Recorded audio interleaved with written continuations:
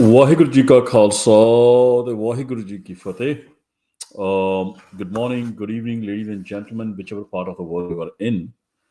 Um, Last time, I had done an analysis on, the air battle that recently happened on the 9th of 6th and 7th of May between Pakistani Air Force and the Indian Air Force. It is potentially or arguably the most historic air battle in modern human history, wherein first time we had so many aircraft, almost 120 top of the line aircraft with top of the line missiles, sensors, satellites, AD systems, battling out with each other for a duration of 1 hour, and in which now it is kind of agreed internationally by all credible analysts and aviation enthusiasts and military personnel that the Pakistani Air Force came out on top, and they at a minimum took down four of the Indian Air Force jets, multiple of them being Rafales, which are state of the line. I would almost say 4.5 to fifth generation aircraft made by French.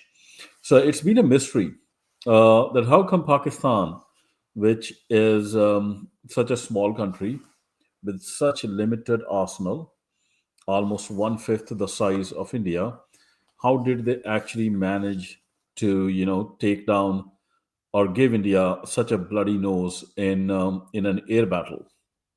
So I'll kind of in this presentation go into the depth of the underlying root causes of why the Pakistani Air Force came on top. What was the difference in equipment and tactics? And in my analysis now, given that we have a lot more information, how exactly, like what tactics they might have used to take down these aircraft. A little bit of background about myself. I am a third generation Indian Armed Forces veteran. Um, Now an American citizen. But first 33 years of my life, I grew up in India, served in the Indian Air Force, especially in the air defense branch of the Indian Air Force. And so this battle is right up my alley.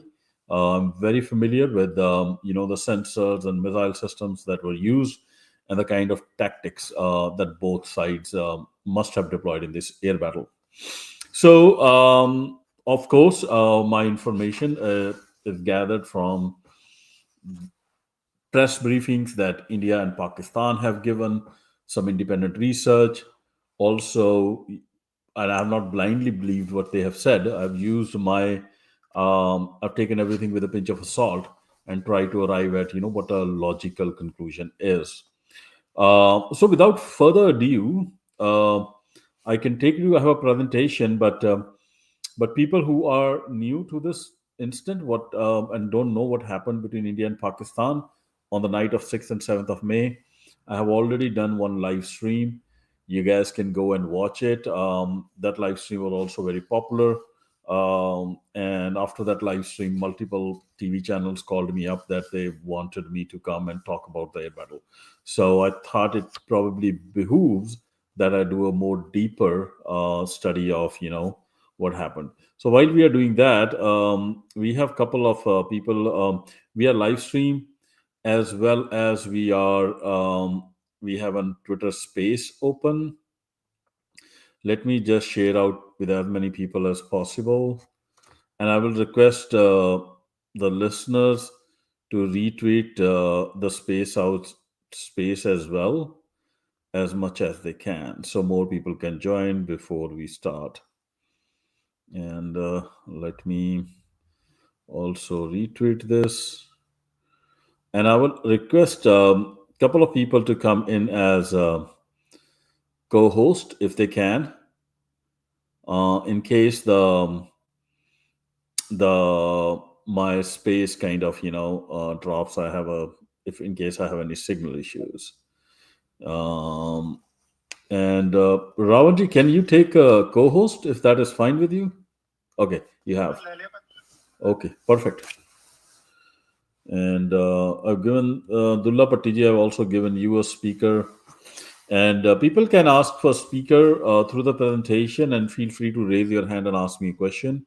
And that will kind of break the monologue. Okay, this is for the people on the Twitter space. People who are on the live stream, you can ask me questions in the chat. I can see all your chat questions come in, and I'll try to answer them as we talk through it. Okay, let's just without further ado, let's dive straight into this stuff. Okay, so this is a picture which kind of shows on the right hand side in red the Indian strike packages which came in, and on the left hand side you see the Pakistani defenders. And this is that historic air battle we are going to talk about today. At one point in time, on the night of 6th to 7th of May, there were roughly 120 odd aircraft up in the air, firing more than 50 to 70 beyond visual range, state of the art missiles in a very constrained airspace of somewhere between 300 to 500 kilometers. Um, so this picture is the one that I took from the one of the press briefings being given by the Pakistani Air Force Air Marshal, and kind of depicts that how the air battle panned out. Um, so to analyze, why Pakistan came on top, let us first analyze what kind of capabilities, weapon platforms, missile systems, air defense systems do both of these countries possess. And I think that's a great place to start to understand where the difference came from. And as we go through the equipment list, you will realize what eventually mattered. Okay. So before we go to the equipment, this is the kind of the geography.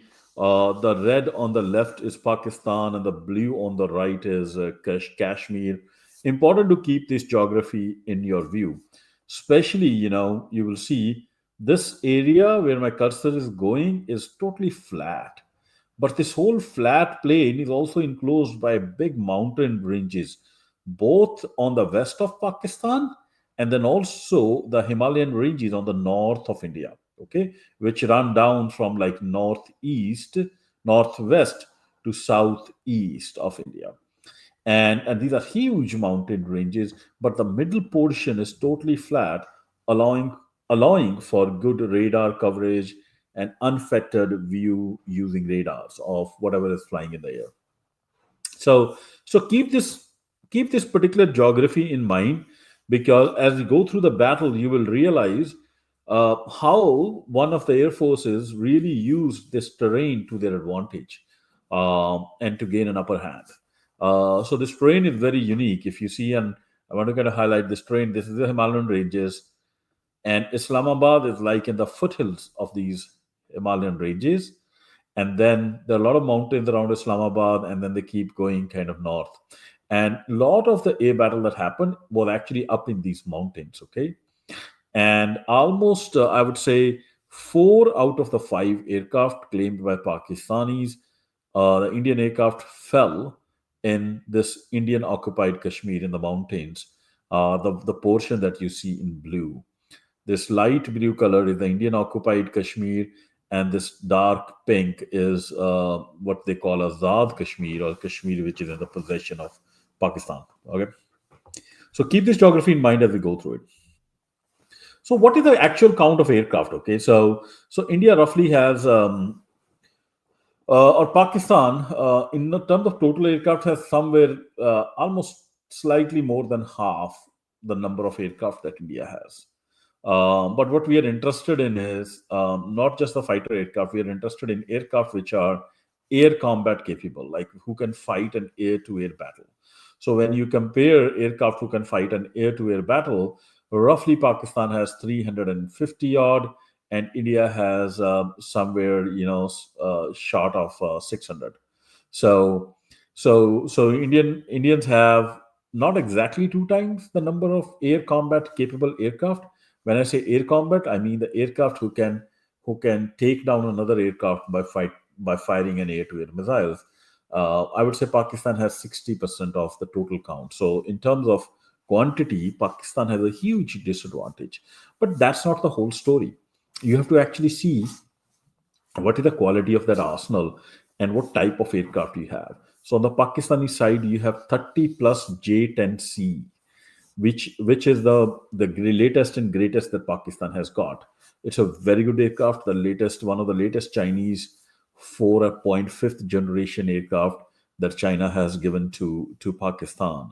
Pakistan also has 40 JF-17 Block 3s. There are also 130 Block 1 and 2s that they have, which is a mediocre aircraft. But Block 3 is a fairly good fighter because it has an ASA radar and can do air-to-air refueling. Pakistan also has 62 F-16s, which is Block 52, which is also fairly capable, good aircraft. Then they also have 130 JF-17s Block 1 and 2, which is kind of mediocre, and 13 F-16 in air defense fighter configuration, which is also very mediocre. Then they have 45 J-7 PGs, which is basically the Chinese version of the MiG-21. It's a totally useless aircraft. Also, their 35 Mirage 3s are not great for any kind of real combat in today's world. On the Indian side, their latest and greatest is 36 Rafales, and then they have a 260 Su-30 MKIs. These are Russian origin, pretty capable aircraft, but has a lot of maintenance challenges and has an issue with their stealth capability because their radar cross section is very huge. Then another like 44 Mirage 2000s, which are upgraded. They are rated here as fair, but I would say they are very capable aircrafts. 91 MiG 29s, which is a fair, like they are fairly capable aircraft, not great, but okay. The 37 Tejas here, it is rated as mediocre, but I will call them like useless, honestly, because they are not combat capable. The ones that are in possession of the Indian Air Force. Indian Air Force also has 40 MiG-21 Bisons and 7 MiG-21 UBs, which are totally hopeless. Okay. Okay, but what eventually matters, like this is a huge edge. This is where you will start seeing the Pakistani edge coming out. Okay, while Pakistan has a lower number of aircraft per se on paper, way lower than India. The fact is, there are 70 plus aircraft, air combat capable aircraft within Pakistani Air Force, which have ASA radar, and India has only 36 Rafales. None of the other aircraft that India has, whether it is the Su-30 MKIs, have a phased array, but it's not an ASA radar. And ASA radar is day and night difference versus now kind of an outdated the phase array radars that are being used by other aircraft. So, and it's a day and night difference is what I'm told. I've not seen in with my own eyes the performance difference, but that's what the reports say.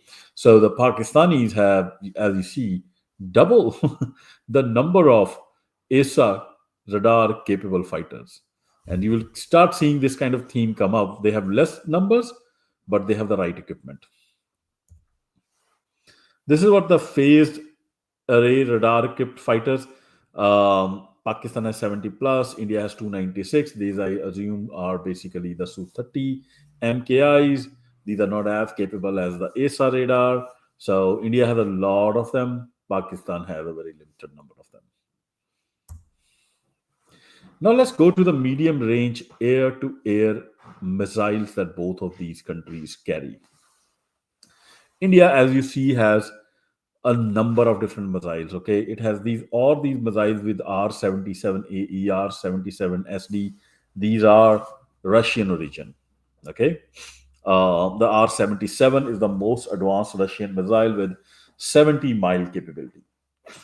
The Mika and the Meteor are the French origin missiles. Derby, I'm not sure where the missile is. Let me see where the missile is from Derby.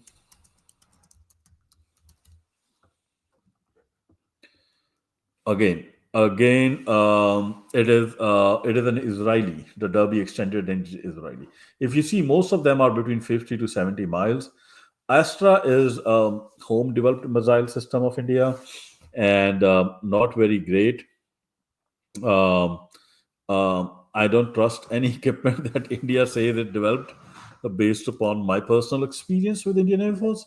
So they might quote all kind of numbers like 70 mile and all. We'll see when they actually get a kill in real life. But what India has is a very, very capable missile called Meteor. It's a French missile, 120 miles range, and should have given Indians a huge edge in air combat. On the Pakistanis have AMRAM C5s. Uh, Everybody has heard the name AMRAM, American missile, 65 miles, very proven missile, very good missile. But in terms of range, it's not even half of Meteor. Then the Pakistanis also have PL-12, which is 60 mile, and PL-15E, which is the export version of the Chinese PL-15. That is around 90 miles, which I would say is around 140 kilometers, or 145 kilometers. Um, but there are reports which say that the Chinese might have given Pakistanis last minute the PL-15 version of their missile, which is not the export version, which is their domestic version, and that domestic version has a range of almost 300 kilometers. Somebody can do the math what it comes out in miles, but if that is true, then the Pakistanis actually had an edge in their air-to-air missile as well, because that's way more than Meteor. But on paper, we don't know that. On paper, we know that the Pakistanis have PL-15E, which is 90 miles. And so you say, okay, so the missile, it seems the Indians are better. Okay, let's keep moving. Um, these are the, again, this gives you the actual number of missiles that they carry. Okay. Short range and medium range. There are some other missiles as well, AIM 120C, which is AMRAM basically. They also have short range air-to-air missiles, which are Magic 1, AIM 9L. This is the total count of missiles each one of them has. So in total, look at the bottom one. So Pakistan has, really the stockpile of missiles Pakistan has is way less than the stockpile of missiles that India has. India has almost more than double. Um, the kind of missile, more than double, actually 3 or 4 times in certain cases, certain types of missiles. Like medium range missiles, Pakistan has 1,300, India has 4,100. So that's almost 3 times, slightly more than 3 times. Okay, so that's the difference in the just the sheer arsenal both of these countries carry.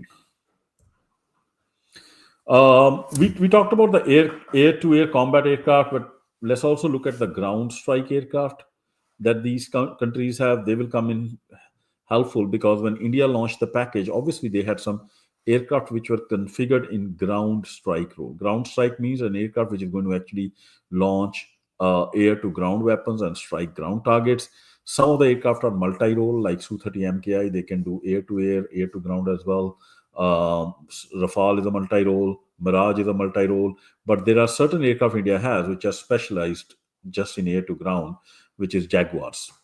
So these are the specialized ground strike aircraft both the countries have. Okay, here is where the secret sauce of Pakistan came into picture. So as you see, India has more aircraft. Missiles, they are kind of neck to neck in performance, but this is where the Pakistanis gain an edge, and you will see this feature come in. The Pakistanis have 13, so 9 SAB 2000 and 4 Chinese ZDK3 AVAX, or Airborne Early Warning Radars, or sometimes they call AEW, sometimes they are called AVAX. Um, and Pakistan has 13, while India only has 6, out of which one is home developed, which I won't count really. So in reality, India has only 3 effective AVAX versus 13 on the Pakistani side. This is what was one of the biggest factors in the Pakistani Air Force's advantage. So what does an AVAC does? Okay, and below that you have written 4 variants L-int planes, 4 air-to-air refuelers. India has 8 L-int planes and 6 refuelers. Now L-int, now this is kind of misnomer. The L-int is fine. L-int basically just listens to its electronic intelligence. It is not having counter measures most of the times. So I would kind of disregard it. Many of the Pakistani AWACS actually can also do L-int. So if you take that into view, the Pakistanis also having higher number of L-int capability as well. Uh, Pakistan has less number of refuelers, which makes sense because of the restrained geography Pakistan has. It doesn't want to do too much of a deep strike within India. India definitely has more air-to-air refuelers, but India is significantly, I would say, disadvantaged when it comes to AEW platforms. Now, the AEW platforms are hugely important. What are these? These are wide-bodied aircraft with some kind of a big external or internal radar on top of it. So this aircraft that you see has this huge kind of, whatever ugly kind of a top on top of it. That is most probably the radar, as well as its jamming pod, and you name it. And it's because you have a wide bodied aircraft, you can carry a really huge, big radar. And what this allows you is, one of the biggest limitations of a ground based radar is that it cannot really have detect too low flying objects, and it is constrained by the curvature of the earth, because when it throws the electromagnetic radiation, if the earth is curved, the radiation curves a bit with earth's surface but not a whole lot, and when the return comes back, once the rays go beyond the earth's curvature, you will not get the return. Okay, so the range of the ground based radars is always limited. But if you take that same radar and put it up in the air, now you can really see way far beyond the horizon. At the same time, you can see really low flying objects. Like, the ground based radar is not great at picking up low flying object. And I have a request from Moses. Moses, I'm giving you the speaker. That's fine. Freedom Buddy, if you can look at speaker requests, only give it to people you think are, not going to create a ruckus here. Anyways, and the apart from the radar capability that it adds, the AVOX or early warning systems also have a lot of electromagnetic warfare capability. So, what is electromagnetic warfare? Electromagnetic warfare is like these aircraft will have all kind of capability to listen to the enemy radio telephony, decipher what, because most of the radio telephony is coded nowadays. Decipher it. It can jam enemy radars. It can detect where the radars are, where the surface to air missile batteries are, just reading from where the radiation is coming from. It can identify different types of aircraft. It has way more capability to do jamming, spoofing, understand what kind of aircraft are coming in versus just a small fighter plane. Okay.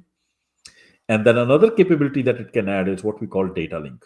So if it has data link, it can take this picture that it has, all the capability that it had, and also send it to all your fighters in the fighting formation. So, and it can also integrate all the information coming from ground-based radars, different satellites. It can also take information from coming from the radars of different aircraft and fuse all that information from different sensors into one integrated picture of the battlefield.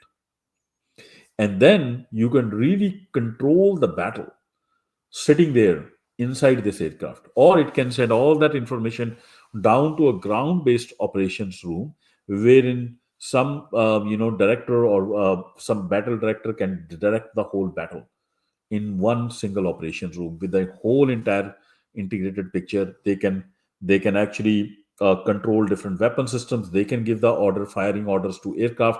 They can give the firing orders to ground based weapons, surface to air missiles. There's hell lot of possibility once you have a data link and you have AVAX and this level of electronic warfare capability up in the air.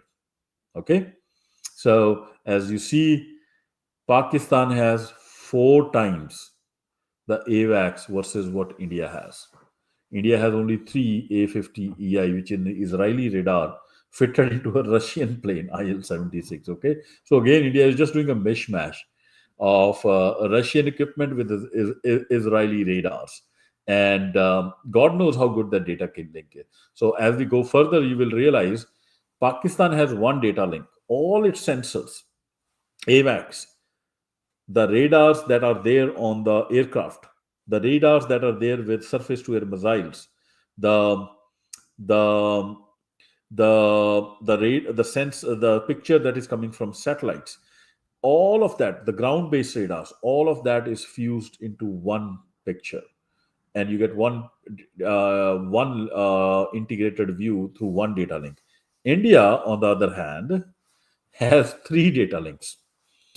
It has one data link for Rafales.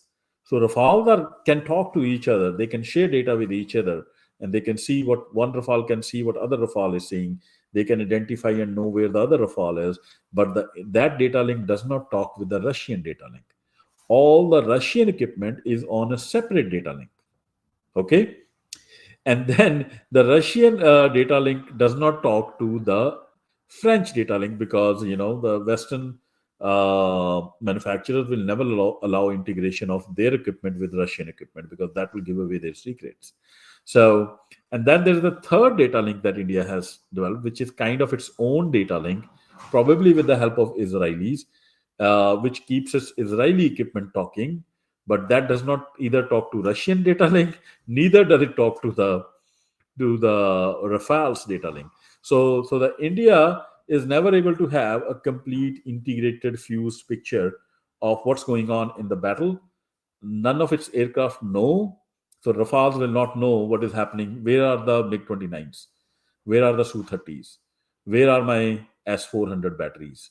They will just mark it on their map physically and then just fly with judgment. Okay, they cannot see it in their systems. Same thing will happen with Su-30 MKIs. Su-30 MKIs will not know where the Rafales are when they're flying. They will not know. They'll probably know the S-400 batteries because it's the same system. They might be on the same data link, but they might not be able to fully transmit that data into the Indian data link. So it's the Indian air defense system is basically a mess. It's what we call in India a khichdi. Okay, it's basically nothing. It's just like on paper and probably a bit of a joke in my view. Because I worked in that system. If they improved it, great. But from what I know, it's not. It's still pretty bad. And the reason we'll talk about why is the Indians never invested in electronic warfare capability. Why don't they have AVAX? They have all the money, but they are not buying AVAX.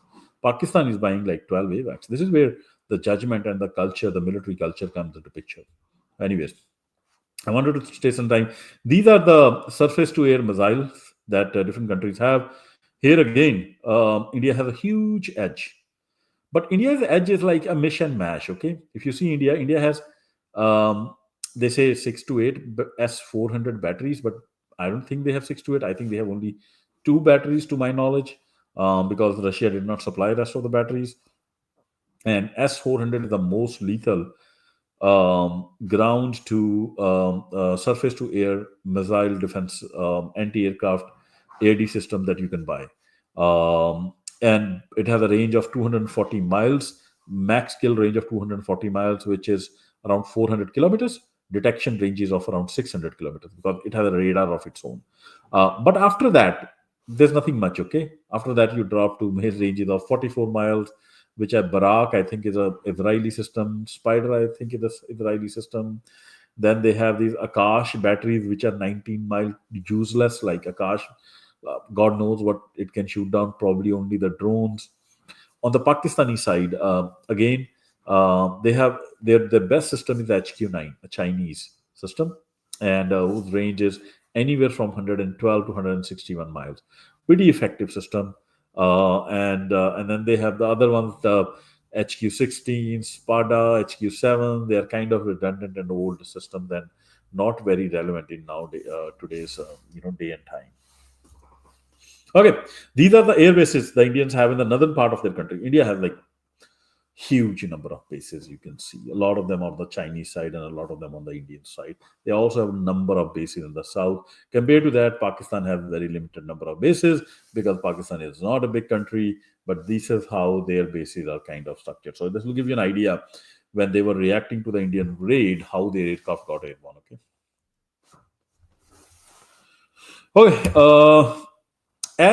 Before we get into the battle, how the battle panned out, just a kind of a reflection. Okay, when an aircraft goes into the enemy territory, it can be detected by n number of systems. Okay, it can be detected by a ground-based radar. It can be detected by another aircraft because other fighter aircraft are also carrying radars. It can be picked up and detected by surface-to-air missile or AD systems. It can also be picked up by the AWACS, which is flying in the air. So all of these radar systems, they're constantly scanning, and they have huge overlaps. So it's very dangerous to go into the enemy territory for any aircraft. But nowadays, the danger is not just going into the territory. The danger envelope is also the aircraft could be in danger even when it is within its own territory because of just the range of these sensors plus the range of the standoff weapons, and that's precisely that we will see happened. Before you go there, none of the Indian aircraft or none of the Pakistani aircraft ever entered into the airspace of the other country. Still, there were 70 missiles fired and 5 aircraft at a minimum came down. Okay, so this is like a kind of a overlay of the kill envelopes of Pakistan's AD SAM batteries. Okay, so this is kind of a kill envelope. This is how you plan your battlefield. This is how, if you have what is not showing up here is um, if you have aircraft in the air, those aircraft also have a kill envelope. Okay, within that, if you enter that envelope, you will be taken down. So those are not shown. These are not radar envelopes. Okay, these are the kill ranges of the different SAM systems that they have. Similarly, you can overlay a similar kind of a radar detection envelope on top of it. Okay, so if I plonk different ground radars, these batteries also have radars. Their detection ranges are generally bigger than these kill ranges. So those kind of gives you how far or what is your detection envelope, and you will see there's huge overlap. And you will also have AWACS in the air, and it has its own huge kind of detection envelope, which is going to probably cover everything. Okay, because AWACS is the radar which is flying up in the air, or AEW, what we call it. So just to give you a sense, this is how a Pakistani commander is probably looking at who is directing the battle. He's kind of getting this integrated view. And all these systems, because Pakistan is on one data link, all these systems are talking to each other. They know exactly where they are. They know exactly where their aircraft are. They know exactly where their AWACS are. They know exactly what their kill envelopes are. They know exactly which is an enemy aircraft and which is a friendly aircraft, because the friendly aircraft is totally integrated with them. So they know exactly which aircraft to shoot and to keep an eye on. And that is one of the biggest problems in a air battle, to figure out, who's friend or foe. Okay, now let's talk about the Indian AD system. So this is the star jewel of the Indian AD system. And this is one of the mysteries that we are going to solve. How come the Indians got, such a pampering even after having S-400? S-400 has a max range of 400 kilometers. These are the 3 type of missiles that a S-400 battery can fire. You see the the shortest one is the range is up to 120 kilometers. There's another missile which can kill up to 250 kilometers, and the longest range is 400 kilometers.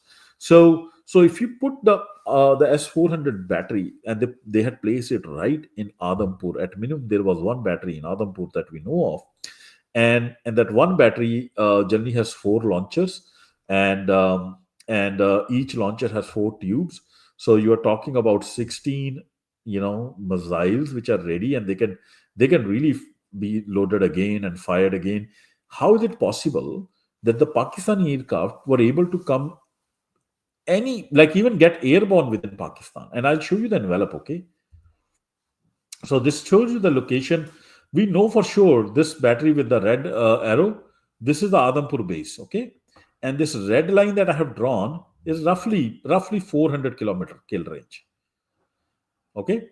Now there will be 250-kilometer kill range, which will be slightly lower, slightly less somewhere here. And I have there's a speculation that there's another battery that India had in Udhampur, but I'm not very sure about it. So that's why I've kind of focused more on the battery in Udhampur. Um, so given that India had this SAM system, the world's best deployed here, how is it possible? Everybody should think that Indian aircraft came. Indian aircraft never crossed, but they were close to the borders. They were always under the protection of this S-400 system. If anything on the Pakistani side should have crossed this line, it should have been taken down. So how is it possible that none of the Indian Pakistani aircraft were shot? Okay, I give it that the Indian aircraft were shot, but how is it possible? That's the mystery that we will solve today. Okay, and how come the Pakistani, given Indians were should have were carrying standoff weapons, they didn't even cross Pakistan? How come they were shot down? That's the big mystery. This tells you the different bases where and what type of aircraft India generally keeps there. I think Ambala is the main base where they have Rafale and Jaguars. Adhampur has Su-30 MKIs. Halwara has Su-30 MKIs. Adhampur has MiG-29. And then you have MiG-29 UPGs in Kashmir. Then Lucknow, I think, has Su-30 MKIs, and there are two other bases in Rajasthan which have Rafale and MiG-21 Bisons. Then Mirage 2000 are in Gwalior. So these are the bases from which most probably all the aircraft, the 60 aircraft or 72 aircraft that India kind of put into this combat took off. Okay, and as you see, they form packages. They don't all not all aircraft will take off from the same base. They will take off from different bases at different times, and then they will gather together. They have rendezvous points, okay, RV points, and then they will rendezvous there, and they will form a package, and then they will start moving towards the border. So to kind of form that package, those strike packages, it generally took them around 30 minutes, okay, which is expected. And so this is my assessment of what kind of aircraft were there on both sides when the battle happened.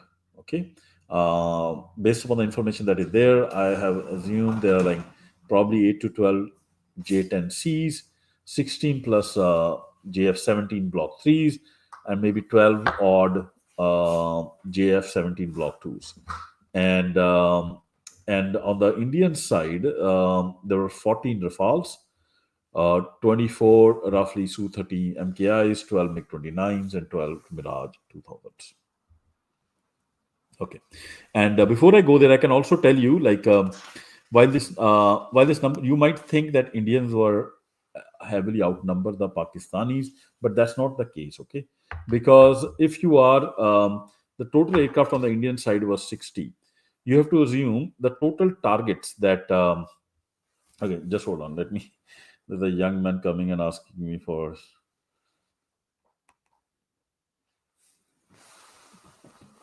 Okay. The the you might say India had 60 aircraft and Pakistan only had 40 aircraft. So Pakistanis are outnumbered. Not so actually. The Pakistanis were able to actually match the number of aircraft on the Indian side, and I'll tell you how. So the Indians claimed that they had hit 6 locations with 25 impacts. So if you had to hit 6 locations and have 25 impact, you are basically saying at least 12 planes within this whole 60 aircraft package that India sent should have been in precision ground strike role, okay, which is a air to ground role. So they are not configured for air to air combat. They are only configured for air to ground role. So that is why you have these different packages. Within one package of 12 aircraft, some number of aircraft will be configured for that particular day to just shoot ground targets. and then some will be configured as a Scots in the air-to-air role, air combat role. So 12 aircraft will minimum for ground strike role. Then pretty much sure two of the aircraft must be configured into what we call a suppression of enemy air defense. It's SEAD role. Okay, so per package, so that's around 8 aircraft. There are 4 packages. So India, out of those 60 aircraft, 20 aircraft were configured in minimum ground air to ground strike role plus SEAD configuration. So India probably had only 40 escorts. So those 40 escorts would have been only capable of actually defending themselves and the others, which is do an air-to-air combat in case they get challenged. So as you can see, Pakistan got 42 aircraft airborne.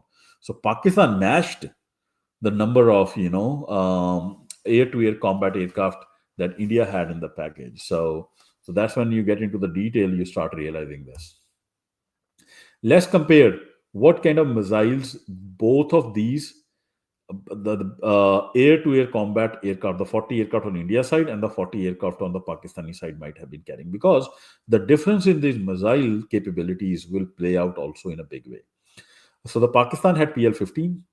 In India, most probably was carrying AMRAM C5 on their and Meteor on their AMRAM C5 is what India used a majority of the time. No, this is just for comparison. Sorry, this is a comparison between C5 and PL-15. This is not a comparison with Meteor. Just to give you a sense that the PL-15, how capable this missile is. Okay, and I'll talk about this. This gives you AIM-20 C5, which is AMRAM. As you fire a missile, okay, the ranges of AMRAM C5 will say it has a range of, let us say, 120 kilometers, okay, or 140 kilometers. But that is only when you fire it at a passive incoming target, subsonic incoming target, okay. Then you can probably hit them at 145. But you are never firing at a subsonic incoming target. You are always firing your missile at a aircraft which will try to move away from the missile the moment it knows that the missile is coming. And keep it in mind, these missiles have two types of guidance. Once these missiles are fired, they travel very fast at Mach 4, Mach 5. And if they have only, and they go up. And then when they go up, when they lose that propellant, they're out of propellant, then they start descending down towards the target. And as the more distance they are going, the speed is also reducing. With more distance, the whole speed of the missile is coming down. So the further the aircraft, the lower the chances of missile hitting the aircraft, and further the chances of the aircraft actually turning back and even outrunning the missile. Okay, so C5 is a single booster missile. Okay, but the PL-15 is a double booster missile. So what it does is it fires, it accelerates, it reaches its top of the apogee, and then again it has another booster which fires and which keeps accelerating it. So you will see there's a difference in the max speed that these missiles have at different distances. Okay, and I'll show you that right now. This graph is for AMRAM. So AMRAM, once it is fired, you see it peaks at around 4.25 Mach, which is roughly around 5 kilometers from the firing point. And at 40 kilometers from the firing spot, the speed drops to 2 Mach. 2 Mach is 2 times the speed of sound. And at 90 kilometers, the speed of the missile is even below 1 Mach. It is subsonic. So you can imagine, like the modern aircraft can fly up to like 1.8 to 2.2 Mach, 2.4 Mach. They can accelerate up to that. So in the outer ranges, the aircraft can outrun the missile. Okay, so that's what AIM-20C, 120C or AMRAM. On paper, it can say it has a range of 140 kilometers, but in reality, like you have to really fire it close for it to actually effectively hit the aircraft. Now let us look at the PL-15E. PL-15E says 145 kilometers. That is against an incoming subsonic target. But what's its effective range if you start looking at it? Because it has a double booster system, even at 110 kilometers, it can maintain a speed of 1.25 Mach. Okay, but I had shown you like the AM20 will be almost even at 90 kilometers, it is less than 1 Mach. But the PL15, even at 110 kilometers, it can maintain a speed of 1.25 Mach. Okay, so the effectiveness of PL15E, and we are talking about the export version, is pretty way better than the traditional, AMRAM missile that most of the aircraft carry, which is kind of the standard in air-to-air missile. But imagine now if the Pakistanis had the PL15, not just the PL15E. That missile reportedly has a range of 300 kilometers. Okay, we don't know whether they had it, but there's speculation. Okay, this is what happened. Let's start the battle. Okay, so as per the Pakistani briefing, and which has not been disputed and is what nowadays accepted as what happened, the Pakistani said that at around midnight of 10 past midnight, they started seeing some aircraft getting airborne from different bases within India. 12, 10 minutes past midnight. The situation was not like this. They didn't see all of these 60 aircraft, but they had started seeing from Delhi, from Ambala, aircraft getting airborne in large numbers. And the Pakistanis said at that point in time, they had these CAP, combat air patrol aircraft, already up in the air. These are called combat air patrols. These are aircraft which are constantly just doing circles in the air in a particular spot, anticipating in case attack comes, they can go and intercept that. At that point in time, this is an AWACS, airborne early warning aircraft. This aircraft was probably not here. This aircraft was probably somewhere close to the border. Okay, because you want to see deep inside India. So at 10 minutes past midnight, this AWACS should have been somewhere here close to the border, trying to pick up as early as possible as aircraft were getting airborne. And as per Pakistanis, they were able to see the aircraft the moment they were a couple of feet above the ground. And because of this AEW being so close to the border and in such an effective role, they, by 12 minutes past midnight, they were able to predict that this is a strike coming. And what they would have immediately done is they would have moved their AWACS to the back. So the AWACS would have been diverted.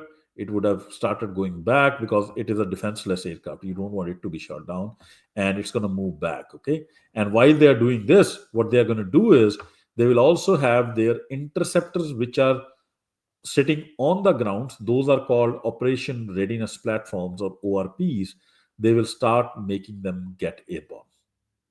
Okay, they'll basically, it's, and they get airborne within minutes, like 1.5 minutes, 2 minutes. That are those SLAs that those aircraft have to maintain. The aircraft is ready, missiles are in, it is refueled, the pilots are sitting in a ready state with even their just helmets off, and the moment the alarm rings, they take their helmet and they run to the aircraft and they get airborne. And within, as per the Pakistanis claim, that by 12:30 they could see 4 packages. You see this northernmost package, this is your second package, this is your third package, and this is your last fourth package. If you see, the frontage is anywhere around 400 to 500 kilometers of frontage, or even maybe 600 kilometers of frontage. And so they were very widespread out, these 4 packages. And they're all coming towards, they have gathered, they have formed. As I said, you cannot just suddenly, all of them cannot take off from one base. So they take off, they gather, it takes time. And roughly the timing that the Pakistanis are giving makes sense. If they started picking them up at 12:10, it will take roughly 20 minutes for them to fully form. And that's what happened. By 12:30, they could see these 4 packages clearly. But by 12:30, the Pakistanis had also done something. They had gotten more aircraft airborne. Phenomenal. This is amazing. Because, like, getting so many aircraft in the air is not a small thing. Even if I go back on the slide, even having 4 aircraft cap in the air, you just don't need 4. If you want 4 aircraft always up in the air, you require almost like 12 to 15 aircraft. Okay, because that aircraft cannot remain constantly up in the air. They will, even after refueling, after 3 years, 3 hours, they will land, and then before they land, the next batch of 4 have to get airborne. So roughly 12 pilots and 12 machines are constant on the round doing duties to keep those 4 aircraft cap in the air.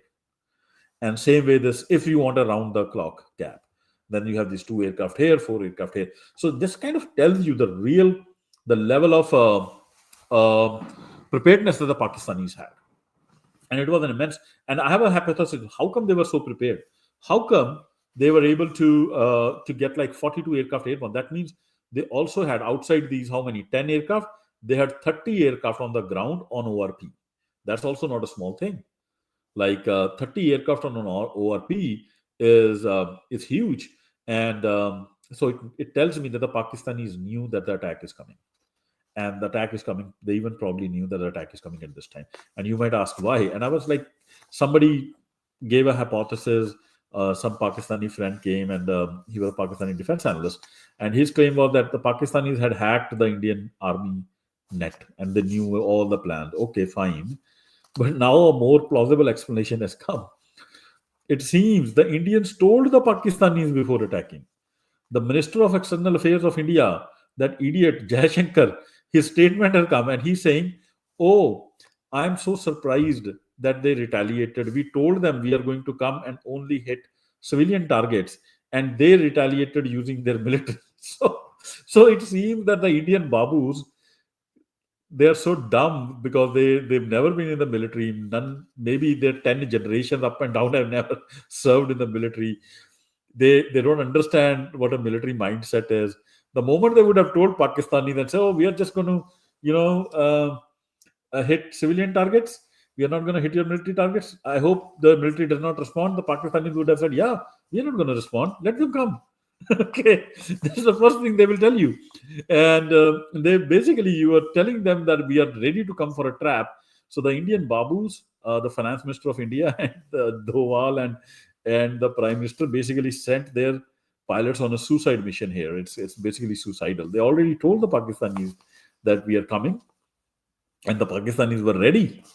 And because I was always struggling with this idea, how come they were able to get within, like, it's impossible, like getting 40 aircraft into the air in a matter of 20 minutes with full or everything ready. You can't do it unless you exactly know what is coming and what time it is happening. Okay, so now that mystery is clear, seems the Indian Babu Dome and Indian ministries in all their wisdom actually informed the Pakistanis in advance and then sent their pilots for a suicide mission. Anyways, so if you see, what the Pakistanis did was very clever. They moved their AWACS to the back, and when they got their 40 aircraft airborne, they were now matching the number of interceptors within these 60 aircraft of India were also 40. But you see, the Pakistanis are even far more clever. They didn't concentrate their 40 aircraft across the entire frontage. They knew that these guys are coming to hit civilian targets. And obviously, the Pakistanis wanted the Indians to hit the civilian targets, because if they stop them from hitting the civilian buildings, they would and fired at them, then Pakistan would have been considered an aggressor. So the Pakistanis allowed them to offload their standoff weapons, and when they were going back, that is when they take them down. And they basically, what they do is they concentrate their interceptors on the aircraft, on the 2 packages which are coming up north. Okay, so now by doing this, they are heavily outnumbering the Indian aircraft, or the Indian air-to-air combat capable aircraft in these 2 packages. Within these 2 packages, the air combat capable Indian aircraft are probably not more than, I would say, 12 to 14. And now you have like 30 aircraft coming at you, or 40 aircraft coming at you. They are heavily outnumbered.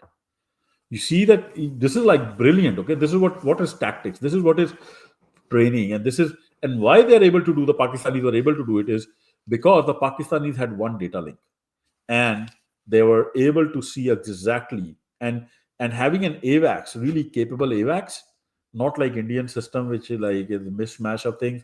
They could see all the packages, and they could tell within the packages how many are Rafales, how many are Su-30s, how many are MiG-29s. And whosoever was controlling their battle, which was the chief of air staff of Pakistan, we learn it from the Pakistani briefing, that the COC, the ops room of Pakistan, the nerve center of the battle, where all the integrated picture is made available and somebody is controlling the battle, that was the chief of Pakistani Air Force, which tells you that Pakistanis knew in advance. Because how come the chief of Pakistani Air Force was in the ops room within like 20 minutes? It's not possible. It means that the chief of Pakistani Air, either the Pakistani Air Chief was doing night shift like constantly, or the other plausible explanation which has now come is that the Indians told them that we are coming on this day and we are going to take down the civilian targets only. Amazing. Like, this is a type of buffoonery I have never heard in my life, but it is what it is. And Okay, so the Pakistani aircraft are here. They're all concentrated up in the north. The Indians are heavily outnumbered. But still, the question is, how come there is an S-400 somewhere here where my cursor is, okay? And that battery is still can have a kill range of 400 kilometers. How come these aircraft still were able to fire? And that's a mystery we will solve in the next slide. But you see, there are two benefits of concentrating on the north side. One is you heavily outnumber the Indian fighter aircraft. Secondly is there are mountains here, you see. So within mountains, you can hide the low, and it's very difficult for any ground-based radar to pick up aircraft which is flying within the shadows of the mountains. Okay, so I'm pretty sure that the Pakistanis had practiced these tactics. They were anticipating northern aircraft on the northern side, and they were keeping their northern strike package, northern interceptors within the shadow of the mountains, making sure that they are very limited visibility is available to the S-400. Okay, again, a brilliant tactic. Whosoever has planned this, like this, you can't do like on the fly. Okay, you have to practice all this. So, okay, let's keep moving on. Another thing that was happening is, you see this, these aircraft are coming. Another thing that the Pakistanis would have done, I'm pretty sure, is because they were on one data link, they might have told their interceptors not to switch on their radars or keep their radars on very passive mode. What that does is, because the AVAX is already there and the AVAX is scanning and it already knows where the Indian aircraft are, and it has the data link with these aircraft and it is sending them the picture. What is the need for these aircraft to open their own radar? There is no need. They're just going to fly silently. We call it radar and radio silence. The benefit of that is, because their radars are not open, the Indian aircraft have also receiving sensors, okay? So they cannot sense, and those receivers can tell them if somebody is eliminating them. Now, because the Pakistani aircraft are not, and the only illumination they are getting is from AVAX. So they only know there's some big aircraft way far back. They don't know there are like 40 aircraft hidden here in the mountains. This is the beauty of having an AVAX, having full integration of data links. Okay. So, and I'm not even going what else this AVAX can do. This AVAX can also jam the radars of these the strike packages of India. And you will learn, and we will see, they actually, the Pakistanis were listening to all the radio telephony that was happening between the Indian aircraft. The Indians were not able to listen to the Pakistani this thing.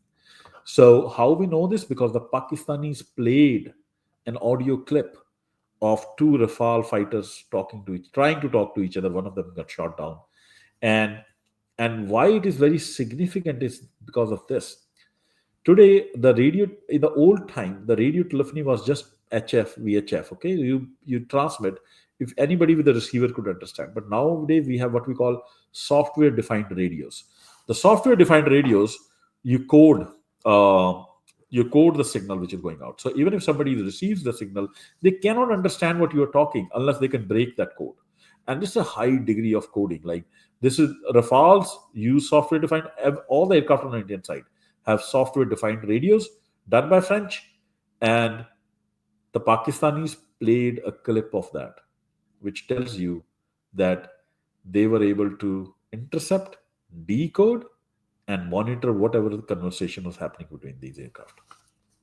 Okay, so that tells you that in terms of electronic warfare capability, the Pakistanis were way ahead of the Indians, and they had even broken the French Rafale, whatever codes they were using to code their radio telephony or software defined radio. Okay, again, this capability is not an aircraft capability. This is all the capability in their AVAX and AEW system that you practice, you plan for in advance. You just don't build it, in the time of battle. So the AVAX is eliminating everything. The the Pakistani aircraft are hidden. Nobody knows where they are. They know where they are. Another thing that they might have done very cleverly, okay, which I think they have done based upon what I've heard from other people who should know. As I said, as you fire a missile, okay, the aircraft fires a missile. The missile, how does that missile go and hit a target?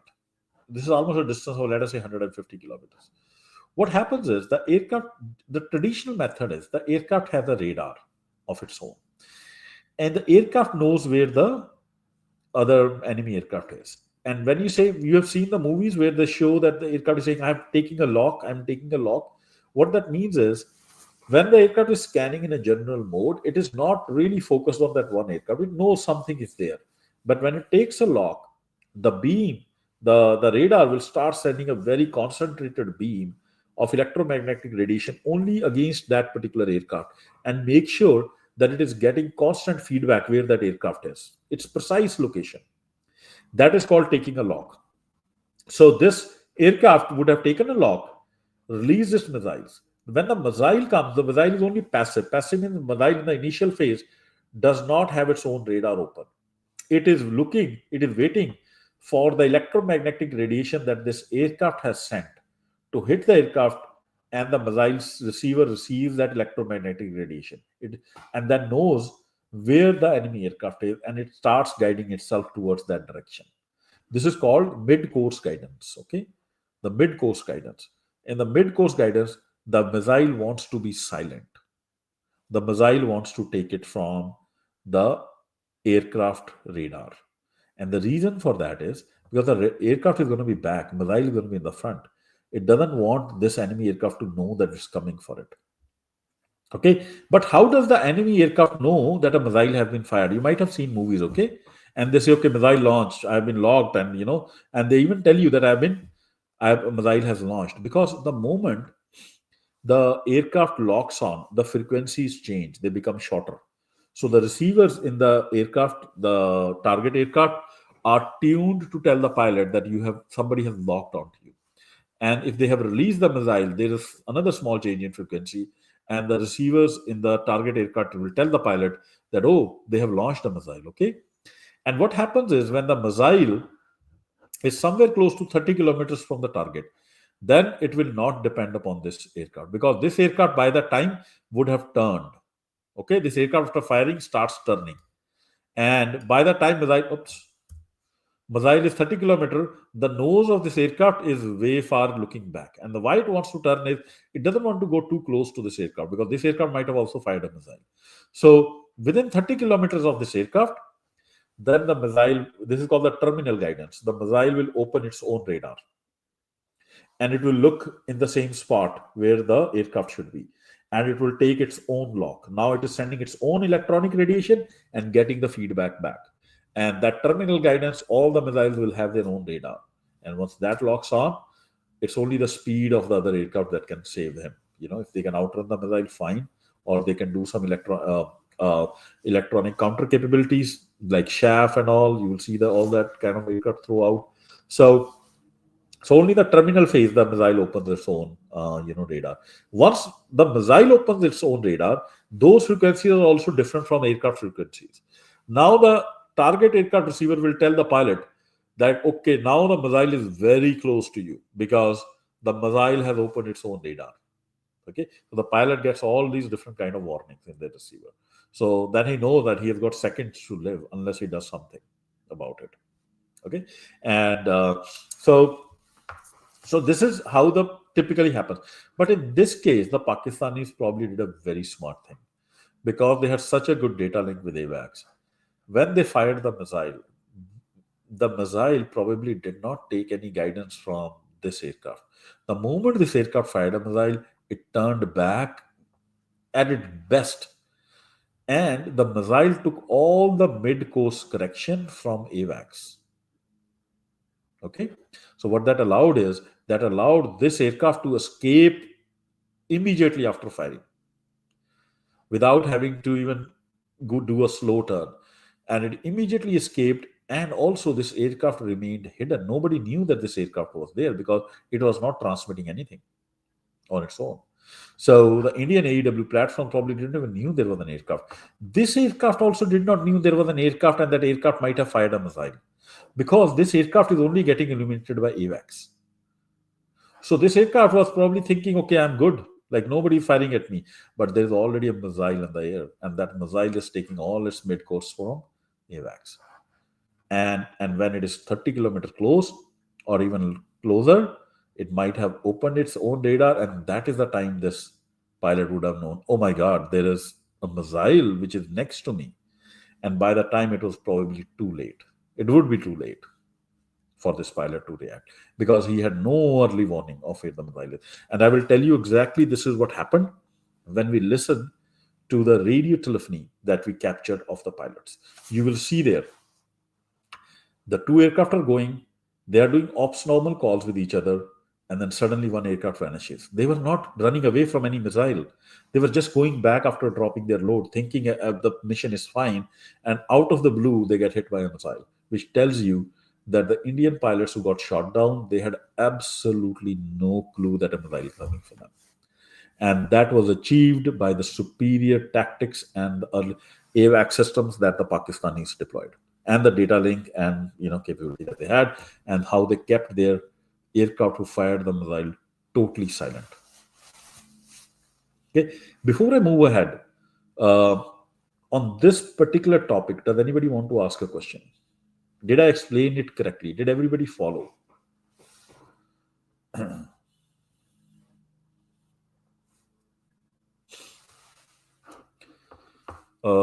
Freedom Paji, was I able to explain this correctly? I just want to make sure I don't want to presume because this is a slightly. Oh, yeah, you first said what normally happened and now what happened in this case. Were you able to follow and understand what I was trying to say? How this? Yeah. Basically, there was no radar detection from Pakistani airplanes since they never opened it up. Correct. And this aircraft, the Indian aircraft, never knew that a missile was coming for it. Because the only way it would have known is if this aircraft, the fighter aircraft on the Pakistani side, had taken a lock and kind of then fired a missile. Because that never happened. They just fired, and the mid-course correction came from AWACS. The Indian aircraft never had any clue that a missile is coming for it. Does that make sense? That makes sense, yeah. Okay. Go ahead. Okay. So that is how the Pakistanis were able to surprise. Sunny is laughing. Sunny, and Pakistanis are able to take out probably the Rafales. Okay. And let me go ahead on the next slide. Now let us look at what might have happened. Okay, which aircraft were hit while they were going back, and which aircraft were hit when they were coming in. So if you see, there were certain aircraft which were hit way far away from the international boundary. And we know that most of the majority of the bombs that India dropped were hammers, which have a range of like 60 kilometers. So they couldn't have been dropped from so far away from the boundary. So this Rafale wreckage, which dropped in Barnala, which was almost 120 kilometers inside India, would have mostly been hit. Would have been a Rafale which came close to the border, dropped its load, and was actually going back. And while it was going back, it got hit by a missile without it even realizing that a missile has been coming after it all the while. This particular Rafale, which is suspected to have dropped close to the border, was most probably a escort. And the ones which are going away, which are away from the border, would mostly have been the strike package, okay, which dropped the bomb and were going back. This which was incoming, these would have been escorts. Escorts don't go back first. They let the strike package first go out, okay? Then the escorts stay in that area for some time, anticipating some interceptors to come in because they want to shoot down the interceptors. So they loiter around in that area sometimes. They don't immediately turn back, and they want to make sure the strike package escapes safely, and they want to be in that area for some time before turning back. So this Rafale was most probably a escort with an air-to-air configuration, which was hit while it was coming in. There was this Rafale, which is 98 kilometers inside India, huge.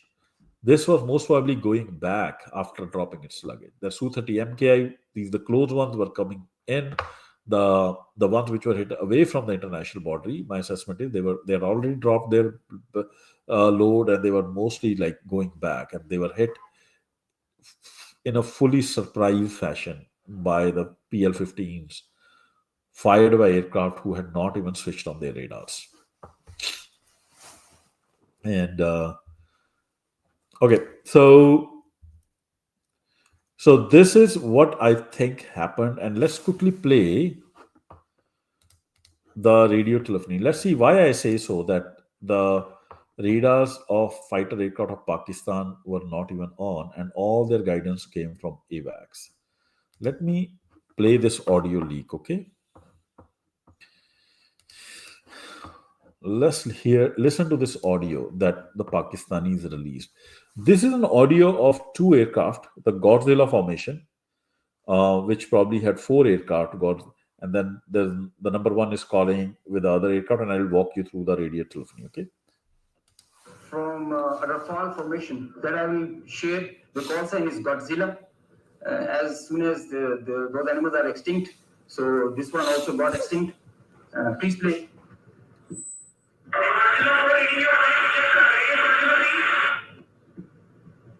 So he's asking whereabouts of his formation member. Okay, so it says Godzilla 4, reading you fine. And then he says something to Godzilla 3, which I couldn't figure out. Godzilla 3 does not respond. But the first sentence, when he says Godzilla 4 is reading you fine, it basically means that Godzilla 3 first gave a call to Godzilla 4. And Godzilla say, yeah, I read you fine. Go ahead and tell me what you want to say. And then Godzilla 3 does not respond. And then you will see Godzilla 4 again asking, Godzilla 3, can you do ops normal? Check ops normal. Are you operating normally? And then after some pause, he will say, oh, I see an explosion in the air. That's what will happen.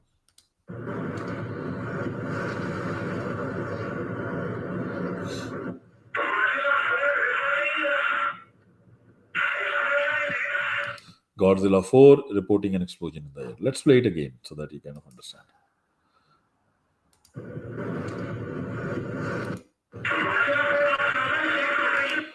Just hold on. Let me take it back. Share, the call sign is Godzilla. As soon as those animals are extinct, so this one also got extinct. Please play.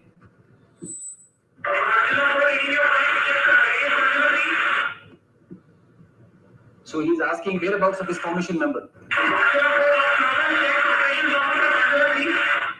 Okay, what is it? Godzilla 4 reading you fine. Where is Godzilla 3? And there is no response. And he says Godzilla 4 ops normal. Godzilla 3 check ops normal. So he's asking Godzilla 3 is there ops normal, and then he'll say huge long silence, and then he'll say Godzilla 4 reporting an explosion in the air. So basically, then he probably saw that there was some kind of a fireball in the back. So the Godzilla 3 was taken out. So you see, the Godzilla 3 and Godzilla 4 were just doing ops normal calls. They were just going back. They had no clue, because if they had a missile coming for them, they would have been in much more panic and kind of asking for each other, like, where exactly like the missile is, what kind of actions you are taking. None of that is happening. These are just aircraft pilots just doing ops normal check, and then they're going back, and then they're surprised by a missile.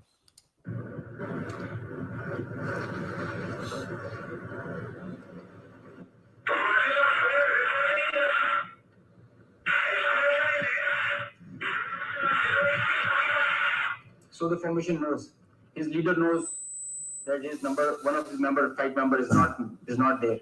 They have an RT. This is the original RT that they are exchanging in their. Yeah, you can see this Godzilla 4 reading fine, silence, maintaining 300, and then off normal check. Yeah. Asking about his position. He's giving his own operations as fine, but he has claims that I've seen an explosion in the air. Okay. So this is why I kind of claim that what might have happened is that these guys were totally surprised by the missile hitting them. And when this aircraft fired this aircraft had none of its radar on. The poor Rafale had no idea that there's a lock that somebody has taken on it, because all the mid course correction for the PL-15 missile was coming from the AWACS. So this is like the level of integration that the Pakistanis have achieved. Think of it this way: they have integrated with data link, the aircraft, the AWACS, but even the missile systems. The missiles are taking guidance from the AWACS, and they were able to do this because all of their equipment is Chinese. PL-15 missile is Chinese, the aircraft is Chinese, and the AWACS AEW system is Chinese. While on the other hand, the Indians have three different data links which don't talk to each other, leave alone the missiles talking to each other. Some aircraft are French, some are Russian, some are British, some are carrying, a jamming pod from Israel, a missile from France, a missile from Russia. It's a hodgepodge. It's a khichdi, total khichdi. And in that khichdi, you can't do this level of operations that the Pakistanis are doing. Okay, so you see, like, the Indians were not even able to know where their own aircraft were, leave alone have a level of integration where they can fire silent missiles at the enemy aircraft in a real life scenario. That is the level of difference uh, between the capabilities of Indian Air Force and Pakistani Air Force that were visible. Another big capability: electromagnetic warfare capability, because the Pakistanis are able to decipher the radio telephony between Rafales. That's not a small thing. Uh, and another, but you might ask me, Harjeet, you told me that the missile will open its own radar in last 30 minutes, right? Last 30 miles. At that time, the Rafale should have known that the missile has locked onto him. But in this case, it seems even that did not happen. And to me, that could have happened because the PL-15 is a very new missile, and maybe Rafale receivers are not yet configured or updated enough to decipher the radar signature of a PL-15E missile. And somehow the PL-15E missile is able to fool the aircraft into not picking up, its radar lock. So that is what. Otherwise, there is no reason why Rafale should not have been in panic at that point in time. What we see in the radio telephony. So that, ladies and gentlemen, is my short presentation on what might have happened. With that, we will take any questions. Okay, let me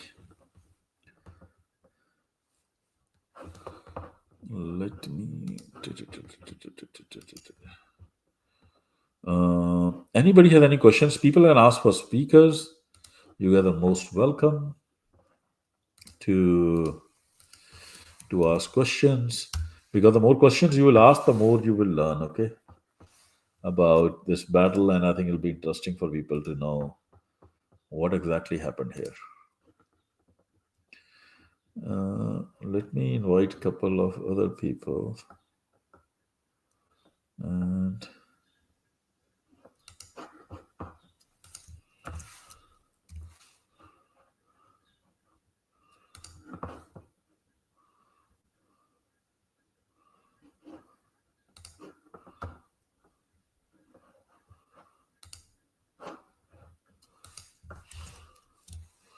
okay, couple of other things that we can learn about this skirmish is this.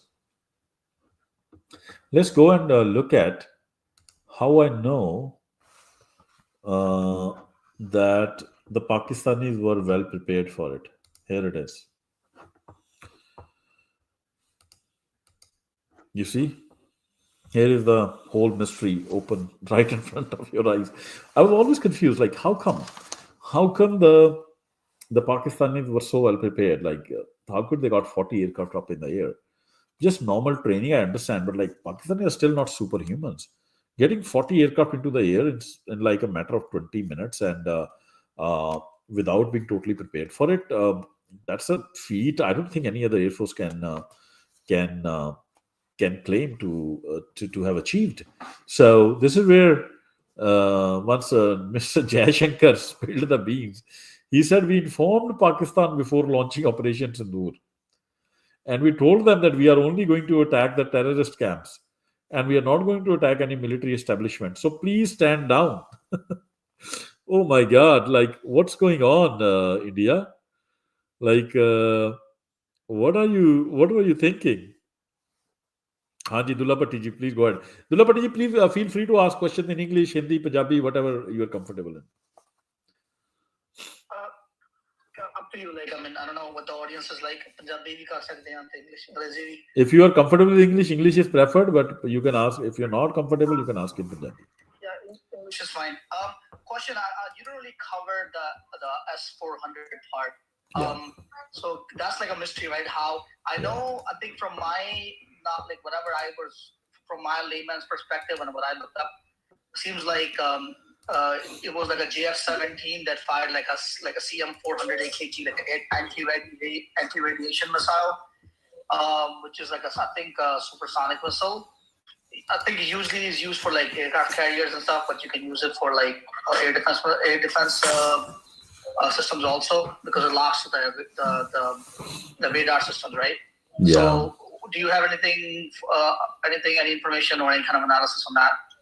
Yeah, and yeah, my guess is this, like a couple of guesses. One Pakistani analyst told me that Harjeet, the Adhampur battery, okay? So, first of all, before we go there, taking out a SAM radar or a SAM battery is one of the toughest things in the battlefield. We have seen in the Ukraine-Russia conflict that Russians were not successfully able to do that, because the SAM radars are typically mobile in nature. You can just fold them and move them. Unlike like ground-based radars, which are static, the SAM systems can be moved, and an S400 is a completely mobile system, and I'm pretty sure they must be moving it within the base, even if it is one base. So the only good way to effectively hit them is you need an anti-radiation missile. Anti-radiation missile is a missile which can home in to where the radar signature is coming, like the electromagnetic radiation being emitted by the radar, the detection radar of the SAM system is, and then it should be able to home, and it should be able to guide itself and hit that. And the Chinese have a anti-radiation, I think it is CM400 AKG something, which has a range of, I'm told, 300 kilometers, and somebody keep me honest. And so one of the Pakistani analysts told me that, Harjeet, because we knew that the time of attack, we knew that Indians are coming. What the Pakistani Air Force did was that even before the other interceptors were born in the air, the very first aircraft were, I think, 3 JF-17s, they claim, that got airborne, who flew very low, like something like this in the way, close to the mountains, and fired that anti-radiation missile at the SAM S400 battery. So as per him, the S400 battery was taken down almost simultaneously, or even before the Indian aircraft were fired on by the Pakistani aircraft. That's one explanation. That sounds like, honestly, like fantastical kind of a notion to me. The other thing that I can think of is that there are two type of missiles that S400 carries. One has a range of 400 kilometers. The other has a range of 250 kilometers. And I am assuming that the Pakistani air chief, who was actually controlling the battle, he probably kept the aircraft out of the 250 kilometer range. Okay. And so they were somewhere between 240 to 400 kilometer range at the max. And at that range is, if the Pakistani AVAC systems were in a great shape, the moment any SAM S400 had fired, they had enough time to escape that kill zone. Okay. So, and that will fit the public statement by the Pak Army Air Force chief, that he was not only focused on attacking the Rafales, he was focused on keeping his boys safe and out of the S-400 range. So that is another tactic they might have deployed. But any other idea, I'm open to it. But if either of these cases, right, either of these cases, it shows you the immense professional capability of the Pakistani Air Force and how well they conducted the battle. Okay, how well they conducted the battle. The role of their Pakistani chief, which is Air Marshal Sidhu, and another Sidhu probably shooting down another Sidhu flying the aircraft. But Air Marshal Sidhu, we are proud of him. Like we are proud of our, Lena Punjabi brothers. This is a hats off, like respect for all the profession of the man. And yeah, hopefully this goes to its logical conclusion, and we all get together to dismantle Delhi. That is where we don't trust you guys. I think you guys don't want to dismantle Delhi. It's more about just keep deterrence rather than solving the Delhi problem. But Hanji Paji, ਮੈਨੂੰ ਤੁਹਾਡਾ ਨਾਂ ਨਹੀਂ ਸਮਝ ਆ ਰਿਹਾ, ceasefire now. If you want to say anything, please go ahead. Thanks, Ajit. A short question. I read a lot about role of electronic warfare, jamming, I don't know, drones, at least on the Pakistani side. I'm in Lahore, so that's why I heard a lot of news, maybe on both sides. So just wanted to see if you have thoughts about the role of electronic warfare and jamming, either cruise missiles or drones or what have you in this war. Because it seems it was pretty extensive, but it's just not clear in the fog of war and all this in misinformation, disinformation, exactly what might have happened. So love to hear your thoughts on that. Yeah. So the Pakistani claims officially are that they were able to effectively jam. Oops. Sorry, I was on mute. So the Pakistani official claims are that they were able to effectively jam the incoming strike packages, and then there was confusion among the Indian packages. But I would say, like, creating confusion among any such a large Indian strike package probably is not that very challenging, because they are already not on a data link. All of these 4 strike packages, let me go back. Imagine like what kind of a khichdi they were in. Okay, where is that gone? Okay, let me try to bring that. Yeah, here it is, right? So these are 4 strike packages. Like, you will not have all Rafales in one package. Okay, things would have been like these 4 would have been Rafale here, 2 Rafale here, 3 Rafale here, 3 Rafale here, 2 Rafale here, something here. Same thing they will do with Su-30 MKI. They're going to mix and match. And the reason is because each aircraft, as I said, in one package, there will be 3 types of aircraft. One is configured for air to ground precision bombing. The second type of aircraft will be configured for SEAD, which is suppression of enemy air defense. And the third type of aircraft, which will be the highest number of aircraft, will be the what you call escorts, who will be there to armed for an air-to-air combat. So all of these packages, even in the same package, the aircraft are not on the same data link. They are probably on different data links. So they are probably just doing flying, like based upon GPS, and I don't know how they're flying, honestly, like what their tactics are on flying. But I think they are already kind of ripe for any type of melee or one aircraft goes down and kind of it's recipe for disaster. And that's exactly what happened when they were probably turning back and they got hit by missiles. There were confusion. And then if you add in the midst of it that the Pakistanis had AEW platforms way far in number. We are showing 1 here. We don't know how many were up in the air. Maybe they had 3 or 4 AWACS up in the air at that point in time. And maybe one of them was like totally focused on jamming. And jamming is basically, just for other people to know what is jamming is, all the radars that are in the aircraft and all the communication that is happening between the aircraft is happening through electromagnetic radiation. okay, like mobile phones.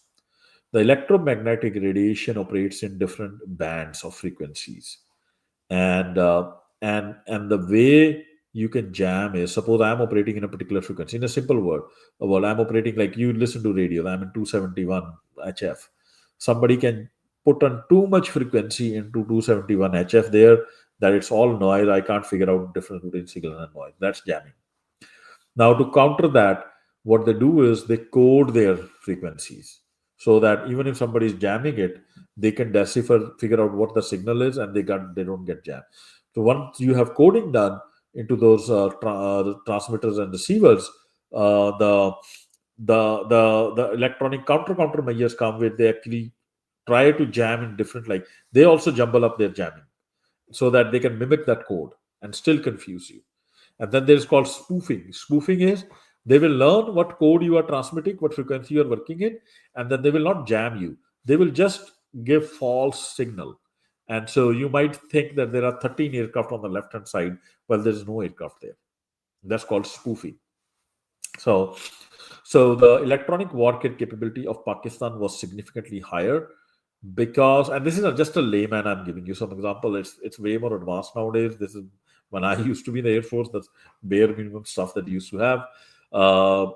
Then you have satellites which can also come into play. You can jam satellites as well because everybody is communicating using electromagnetic waves. Okay, and it's all happening in frequencies, and so that's why this electromagnetic warfare, like the amount of sophistication you have, and if you can jam these aircraft, like their communication and their radars, you are done. They're sitting ducks. You can just come and pluck them out. But the key was the S400 battery, and that's where, like, I have a couple of hypotheses, but I'm open to listening to other ideas. Hanji Dullapatti ji. I just have, I guess, a question. Actually, like, not a question, but a comment, and then maybe a theory that I want to run by you. Maybe you can let me know if that makes any sense. So, first is the comment is like, so Pakistan actually worked on their own link, like it's called Link 17, so the indigenous link, which is like kind of like, I think NATO has Link 16, I think they call it. So they kind of like, I guess, modeled it around the NATO one, but like they made their own indigenous data link system. And then the other, so the theory is this, so maybe I can run it by you, you can let me know if it makes any sense. So of course, like the foreign minister of India actually told the Pakistani civilian government that, hey, they're gonna attack and then please don't attack us back or something or whatever, or we're gonna hit civilian targets, and this is it's not attack on the military of Pakistan. But I'm not sure if they would. I mean, he would have told them, but he probably would not have told them the exact window of the attack, right?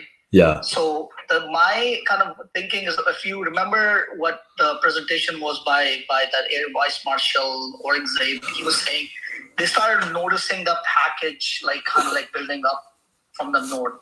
Yeah. In India. Yeah. And the only thing I was thinking is, so China has really, really big radar right on Tibet, right on top, which kind of sees the entire subcontinent. And I'm wondering if, and of course, China has also provided the military application of the satellites to given access to Pakistan, right? Their Baidu system. So I'm wondering if somehow either China provided it directly, or they had access to their either that radar or the satellites, where they were able to kind of see that build-up happening so soon, where they were able to respond really. I mean, they were probably ready for an attack for maybe a day or something, because they knew, because if you remember the Pakistani foreign minister coming out to be like, hey, India is going to attack us in 24 to 48 hours. Yeah. Right? But then that didn't happen within that 24 hours, 48 hours, and then it happened actually a day later, I think something like that. I forgot exactly. Yeah. So I don't think the Chinese radars would have picked up anything on the Indian side, and I'll tell you why I say so. Okay. Let me show you the way the geography is.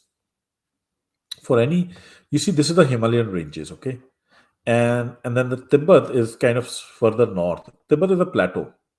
It's a super high level plateau. Okay, so but you are right. The plateau is higher up than the plains, but still there will be some mountain ranges which are going to be higher than that plateau, unless that plateau is kind of sitting on top.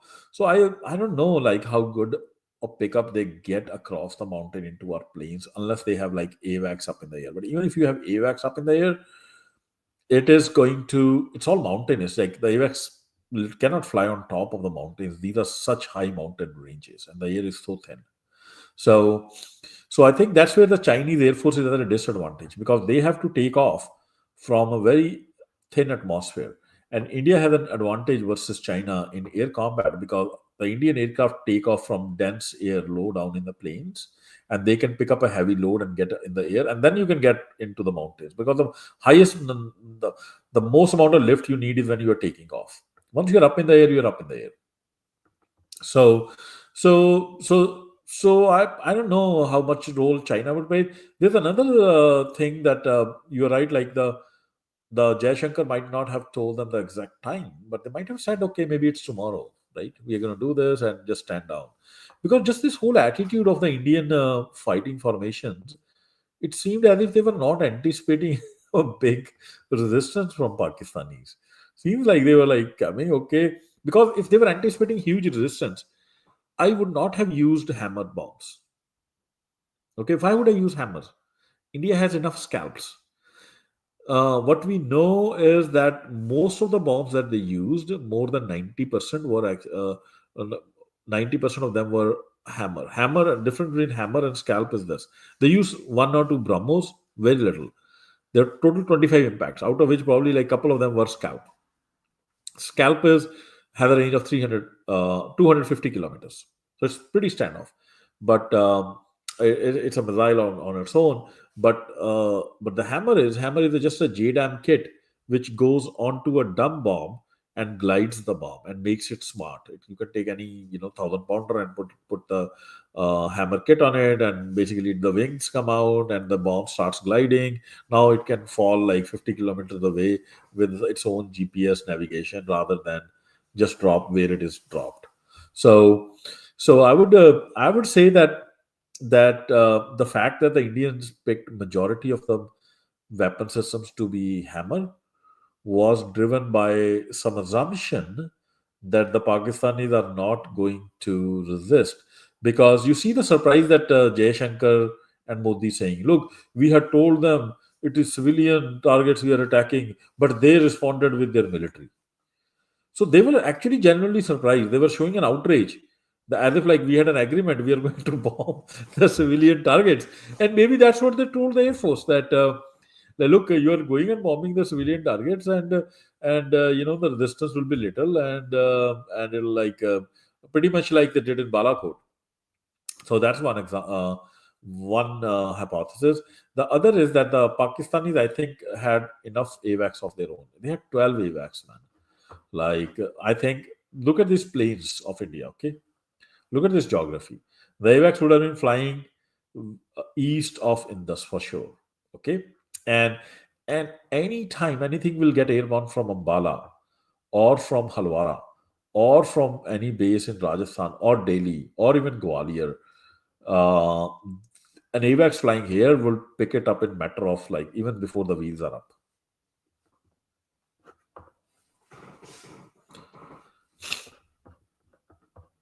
Yeah, so that would be my understanding of the situation. Okay, anybody have any further question or anything to add or ask? Okay, if not, okay, yeah, so, yeah, ceasefire now, ji. Go ahead. Umair, my name is Umair. One last thing. I mean, one of the things that I've been trying to understand is if some nuclear asset was attacked. There's a lot of news about Kirana Hills have been hit or Noor Khan Base have been hit, blah blah blah. It's unclear. I mean, I don't know, as a scribe, I don't have actual information if something strategic was hit or not. But as one article said, just because you tried hitting a strategic asset was probably a dumb idea, because Pakistan doesn't know if this was, out of showing off, or if there was an actual intention to attack the nuclear arsenal of another country. And I still haven't been able to understand, like, why would you try and attack without even going into a full war? Why would you attack kind of half-heartedly another country's nuclear arsenal and then kind of boast about it? It just seems so stupid that I just don't. I feel like no country would do that, but it happened. So I want to give each party like the best possible option. Like, they're rational actors, and they must have a good reason for doing this. So if they attack Nukhan base, like, was it just an empty threat? But why would you think this was just an empty threat? What do you think about that? No, I think it is just India getting caught in its own lies. Look, the amount of disinformation, misinformation, malinformation that the Indian media, which is basically an extension of Indian state, the Indian society as a whole, if there is something called Indian society, let's call it like the upper caste, Hindi speaking society of India, which is basically the most violent and the most bigoted element of India. If you see, like they love these lies. So somebody will make up any fantastical lie and they will start kind of parroting it. And the state will almost use those lies whenever it is to their convenience. First, they came up, somebody said, oh, because now there was an embarrassment that the Pakistani chief was, showing these detailed presentations with evidence of with recorded radio telephony of Indian Rafale pilots. You had videos of the Rafale wreckage, Su-30 wreckage going around on the internet. So what did India do? It bans 8,000 Twitter handles and YouTube accounts of even major media sites like the major Western media sites. So that, okay, we don't want our Indian people to know that we really got a drubbing. And then the educated element of India, it loves that. It wants to be in that brainwashed moment and wants to kind of spread the lie that look, Hindu Rashtra came out on top. So somebody came up with this fantastical thing that look, there is radiation leakage and India hit Krana just out of thin air. I think they made up, somebody made up, and then maybe it was their state which said throw this kind of balloon up in the air. And when you actually see like IAEA, which is the Global International Atomic Energy Agency, basically has confirmed there is no leak up there. Plus, when the Air Marshal Bharti was asked this very specific question, he plainly said, "Look, we never hit any Kirana hills." So all this was made up by Indian, propaganda machinery to kind of just create an impression for the domestic audience that we have done some damage, and they don't even realize what it means, to hitting a nuclear site. And I don't think they are in their right mind. Honestly, this whole Hindutva, Indian nationalism philosophy is quite destructive, honestly, and these guys can go to any length, and it makes even their decision making very dumb, like this assumption by Jaishankar that they can tell Pakistan that we are coming and we will come and please don't hit us and they will comply with it is stupid. Maybe Pakistan complied in the Balakot time, but even then they took down MiG-21. So, yeah. Hajidullah Patiki, you went away, but I know your hand was raised. Okay, if anybody has any question, we can take it. Else, you have within 1 or 2 minutes, I will close this. And I'm trying to look at some more examples I can share on what exactly happened. Uh, okay, then I think we did a decent presentation. We can close this. Thank you, everyone, for joining. It was wonderful. Always, have people listen in. Hopefully, this was helpful. My aim was to spread more education on what might have happened. I'm pretty sure of my analysis now, with all the data points that have come out, and that the Pakistanis gained an upper hand, but it was always a mystery for people. How come? We will go into the deeper reasons. I think we today went into the tactical aspect. Okay, Muhammad is coming up. Maybe he'll have a question.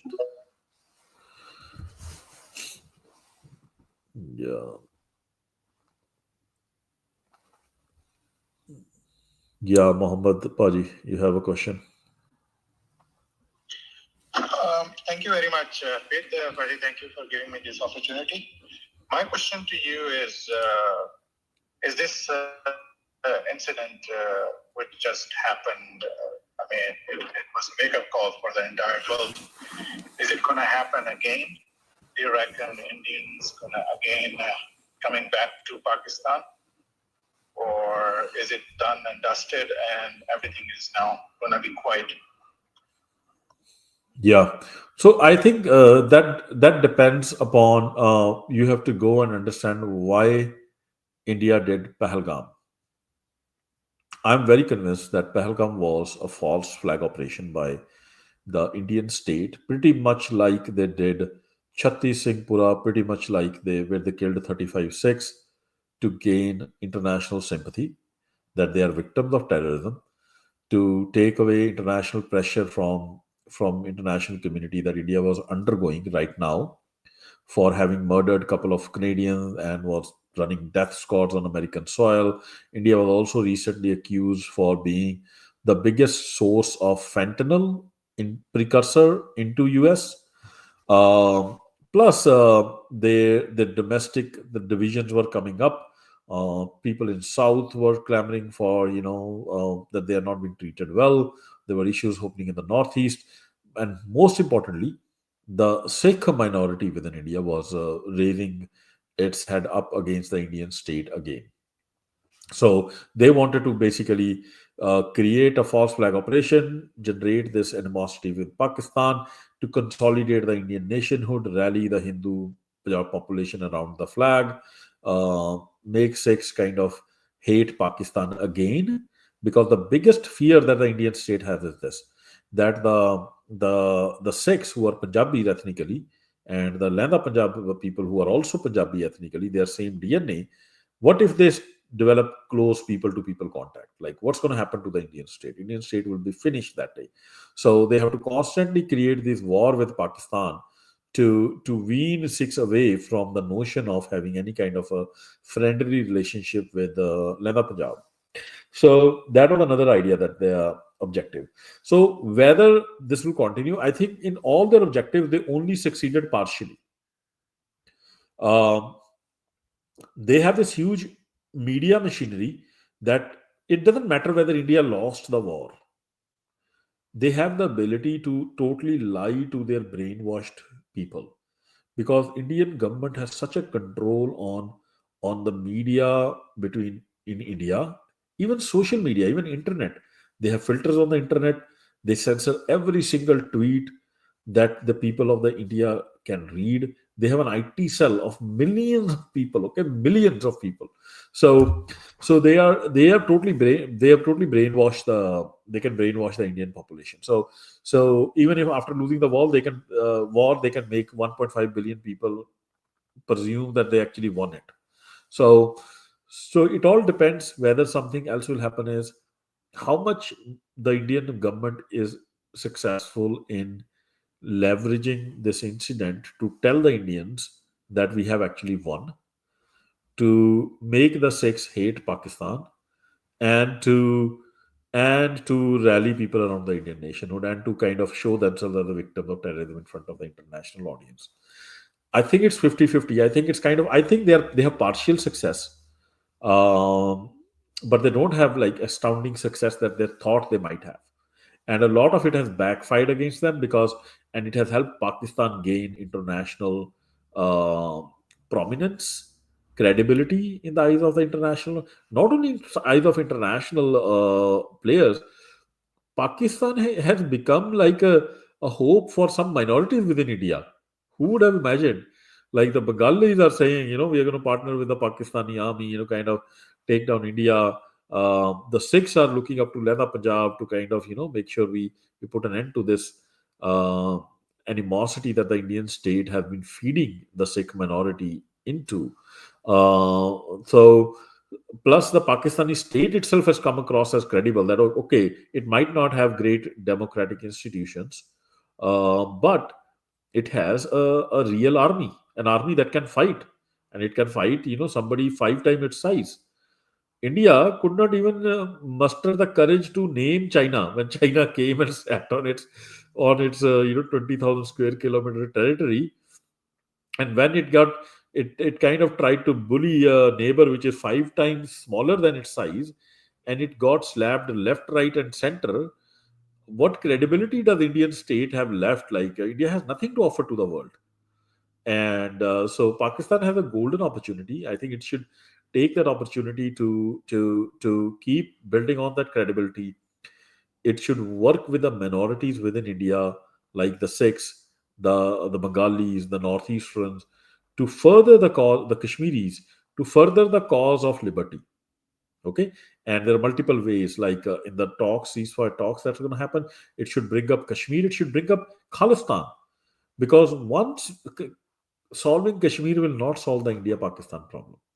The India-Pakistan problem will be solved when you have a Sikh state in the middle, because the Sikh state will have porous and friendly relationships the with the Pakistan, with basically which is West Punjab for us, and it will also have porous and friendly and good relationship with Hindu India. That is the only good solution to this situation, which is effective and immediate, and that will open up trade, peace, prosperity. It will also take away the threat of nuclear Armageddon from the neck of the entire humanity. But will Pakistan take that? I think it depends upon Pakistan. It also depends upon the Sikhs. We Sikhs, can we kind of get together and form one, what we call ਧਿਰ, ਮੈਂ ਪੰਜਾਬੀ ਚ ਕਹਿੰਦਾ ਹੁੰਦਾ ਕਿ ਧਿਰ ਅਸੀਂ ਬਣ ਸਕਦੇ ਹਾਂ. And if we become that one ਧਿਰ, then we can have negotiations. We can talk to the Pakistanis, and we know that the Panth, the Sikhs are one mind today, that we don't want to be with India. So we can open discussions with Pakistan. We all the Jathebandis can join together. That is what I'm trying for right now. And we should probably have discussions with America and Pakistan. Maybe have a government in exile, which then can be recognized by the Pakistani government. It will be recognized by many countries in the world. I know even like countries like Canada and US today want to recognize that. So it's the right moment, and if you can form that, the initial for the beginning, the capital of that Sikh state could be like a Vatican, like in Kartarpur Sahib, and I'm pretty sure our Lande Punjab brothers will be more than happy to give that. And then from there, pressure can be applied on India through talks to conduct a referendum in East Punjab. There are multiple ways, I think, paths forward to bring peace, prosperity, and solution to this India-Pakistan problem. And I'm sure we'll go there. We are all making efforts in our own small ways in that direction.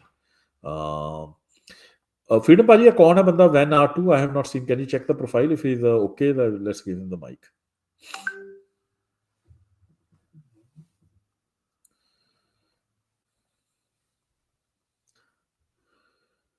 Okay, because I don't know what.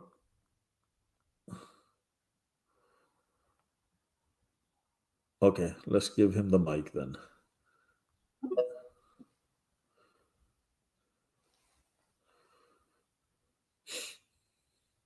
Yeah, Van R2, you have something to add? I want to fry Indians. Why are you talking about peace?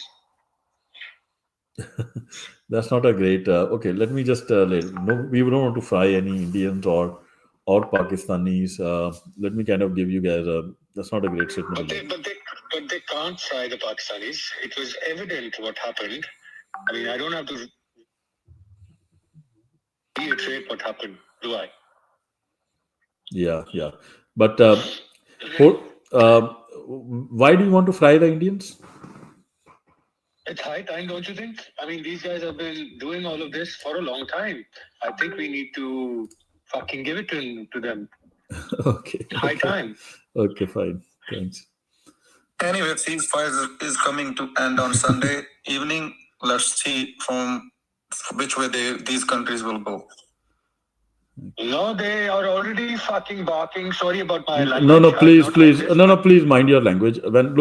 If you're on my space, please make some intelligent comment. There's no benefit of making such comments. Fry people. They're people, okay? We are not going to fry any Indians. We are not going to fry any. It's really. No, hold on. Nobody is frying anyone. Yes, if somebody is aggressing upon somebody, they have the right to defend themselves. Let me be very clear about the Khalistan stand. Okay, we are the people who know how to defend ourselves. Our stand is very clear. We want peace and prosperity in the subcontinent. We want trade to flourish, but we want the nations to be independent. We want Khalistan to be independent. We want Bengalis to have the right to self-determination. We want Tamilians to have the right to self-determination. Kashmiris to have the right to self-determination. Indians per se are not the problem. The problem is the Indian state which has been formed, the centralized structure, which is now controlled by a very racist, casteist elite of the Hindi-speaking population in India, which is only 5 to 10% of the society. And that whole 5 to 10% of the society keeps that 90% subjugated, which includes the Kashmiris, which include the Sikhs, which include the Tamilians, which includes the Keralites, which includes the Bengalis, which includes the Northeastern.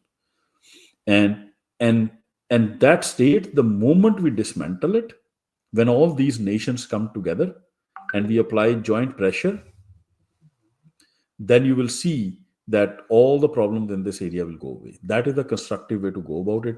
Nobody will be fried, but nobody who is aggressing will be sent back without an answer. There is a small problem with that. The small problem is for 78 actually years, they have been doing this and it hasn't come to an end. So, there is a sort of like a bar of tolerance that one has. And I think what they have been doing, especially in Kashmir, I understand your stance about Khalistan and I support it. I understand your stance about Bangladesh and the other countries, and we are with them. But there is always a storm before it's calm. So these Indians, I appreciate your effort where you want things to be, hunky-dory and no issues. But, it's not going to get there until there is a big issue, until they realize that there is someone with a better gun. Now this is something I have learned. I am really 40 years old. So I have learned this over time. So why don't you tell us about yourself? You are a Punjabi, you are a Bengali. Who are you like? What's your background? I am a Pakistani, but my mother is Pathan. Okay. Umarzai Pathan, and my father is Punjabi. Okay, got it. Okay, that's fine. Your point has come, Artuji. Let's go to other speakers. Mohammed Paji and then Ceasefire.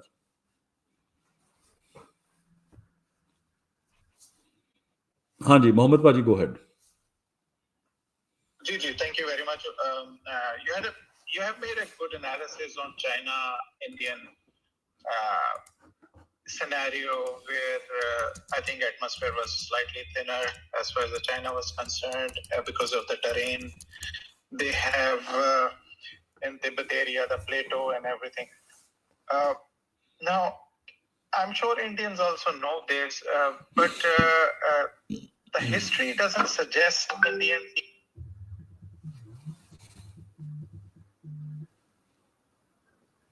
Putra, I'm busy. You guys are coming? Can I come to your house? Yes, please. But I'm on a call.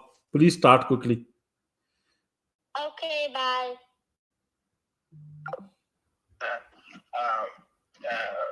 Named by Chinese now.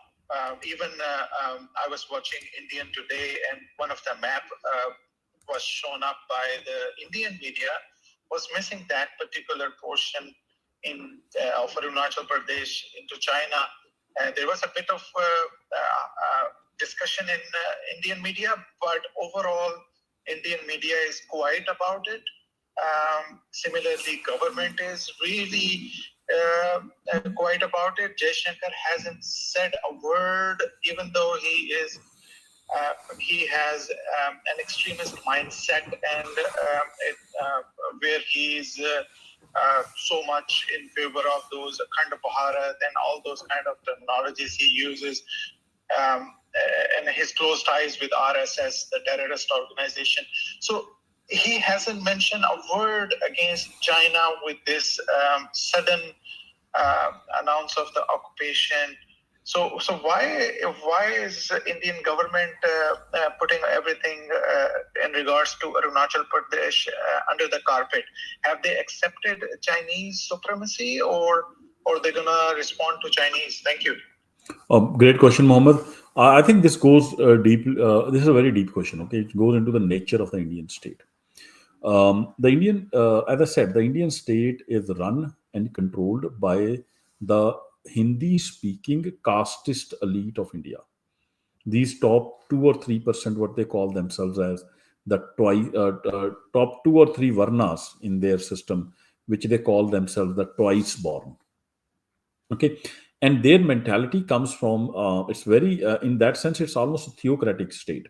Not almost, it is a theocratic state. It's not a this whole idea of it is secular and all is just a bullshit that they kind of sell to the West, but they can't sell to us.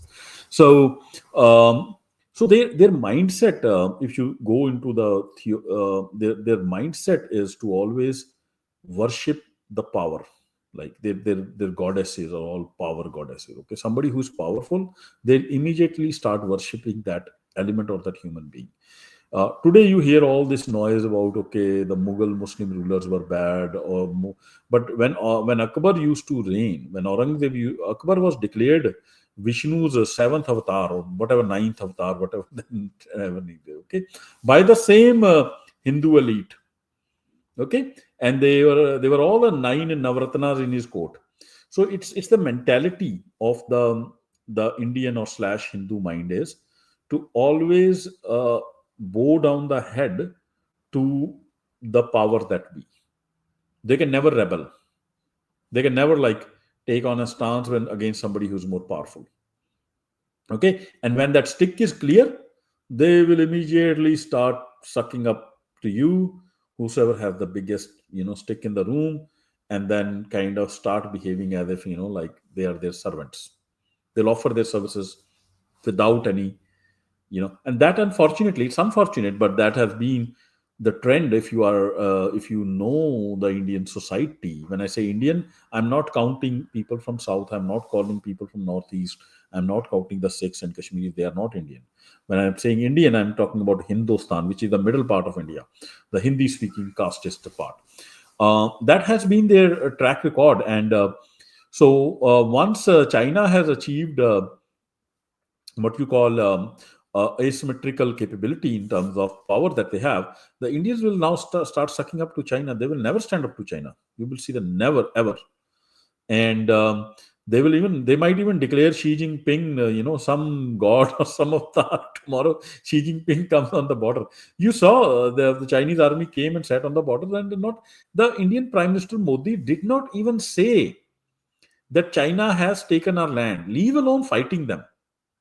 He did not even utter the word that China is occupying our territory. He actually came on TV and said, nobody has entered our territory, nobody has taken on our territory. The whole world is saying, man, they are sitting on your land, and you are telling us that nobody has taken. And all Indian, poor souls will believe it because they're all brainwashed by the Indian media. That's the true nature of the Indian state. And not just me. You can read the Kissinger memoirs. I think there also he has analyzed this. I have seen in my personal life, and I have kind of arrived at the same conclusion.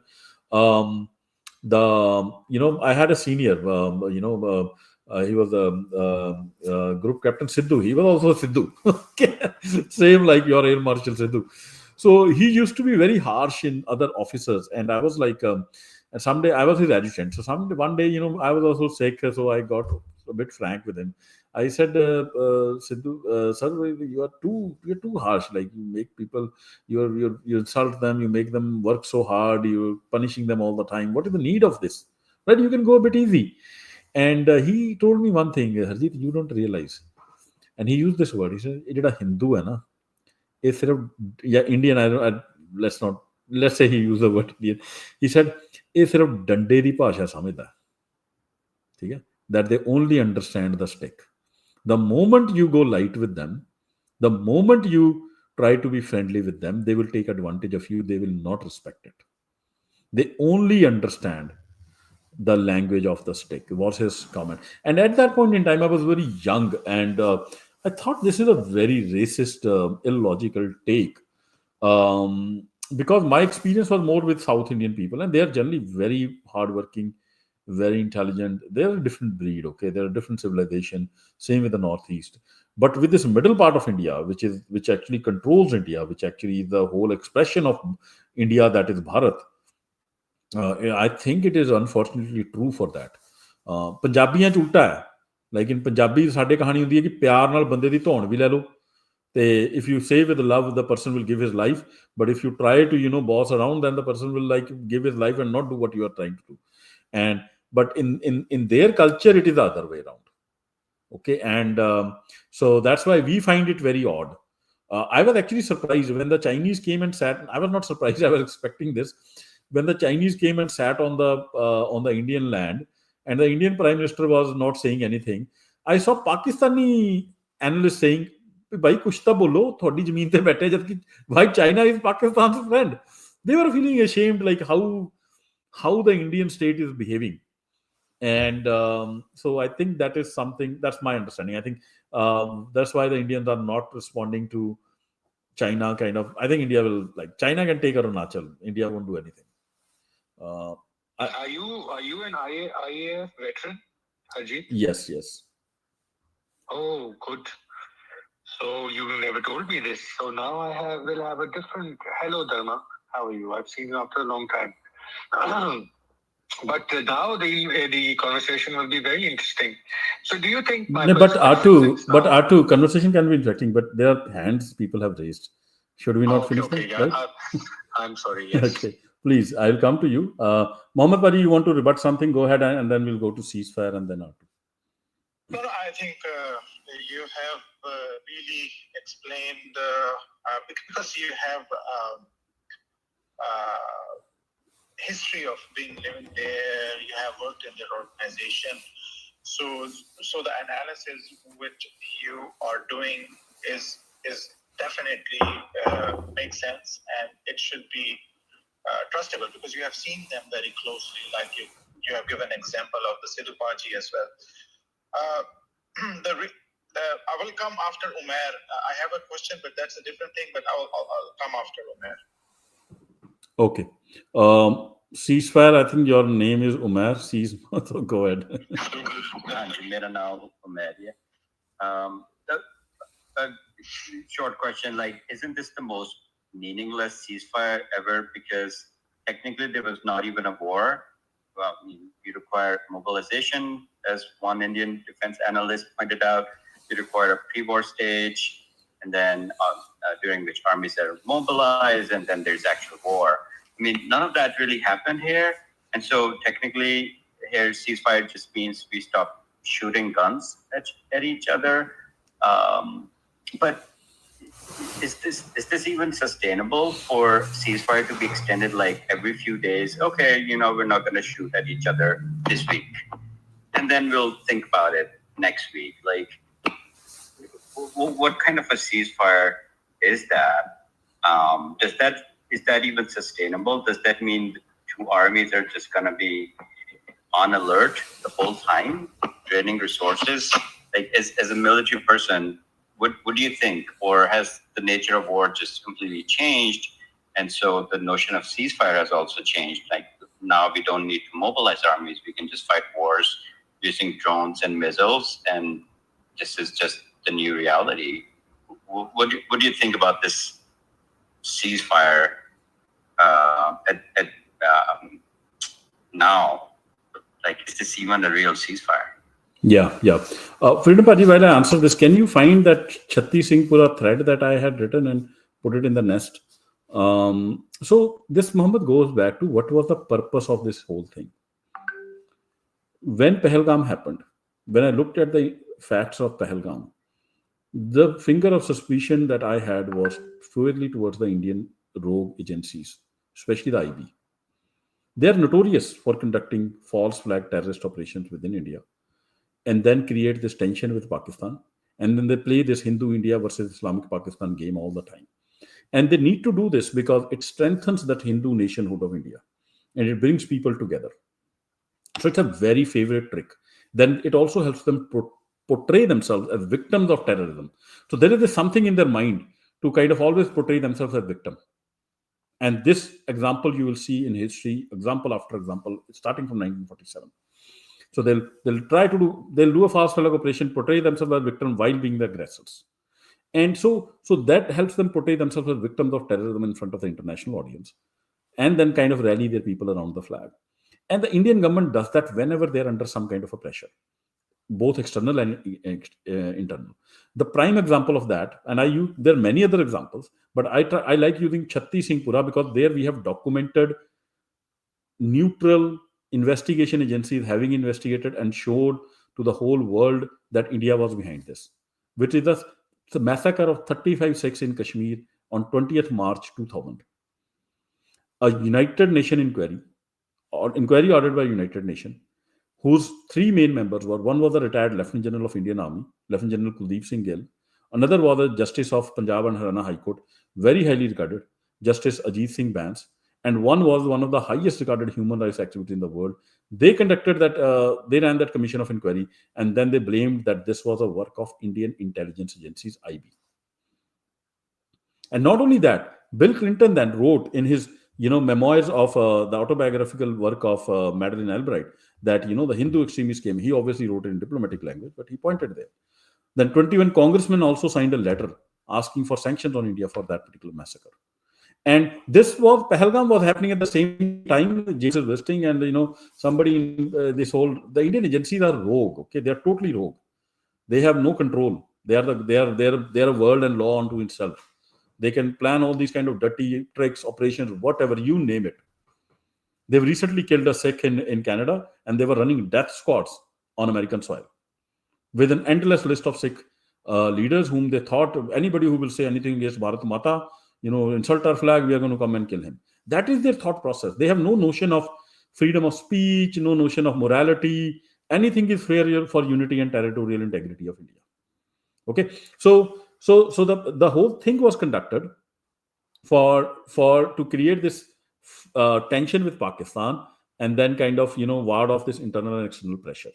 And that they can, to me, this ceasefire will not last as long as the Indian state, whosoever the political powers, as well as their agencies, if they need this tension, they will constantly keep creating this tension. Unfortunately, this is also true for Pakistan. For Pakistan also it works. Okay, it works. If the Hindu India comes, now nobody will ask questions for General Munir ki, what are you doing? What is the democracy? What is that? Everybody will have to get behind the army. But I treat Pakistan as a lesser culprit, because even if you go back in history and you read history, Pakistan got created out of a majburi because the Hindu casteist leadership just did not accept the fact that you are absolutely wrong. Sorry, no, hold on. We'll come to you. We'll come to you, Ketu. We'll come to you. Yeah, you can rebut it. The Hindu casteist leadership, at the last ditch effort, the cabinet mission plan, everybody accepted of united India, including Jinnah, including Sikhs. But who rejected? The Hindu Congress. For them, it was unacceptable that these states could be autonomous and Punjab will be an autonomous kind of a state. They wanted this centralized rule with one man, one vote, which basically meant Hindu Raj. And they cannot afford, or they just don't have the self-confidence to live with other citizens as equal citizens, other religions as equal citizens. Even within their own society, they don't accept the notion of equality.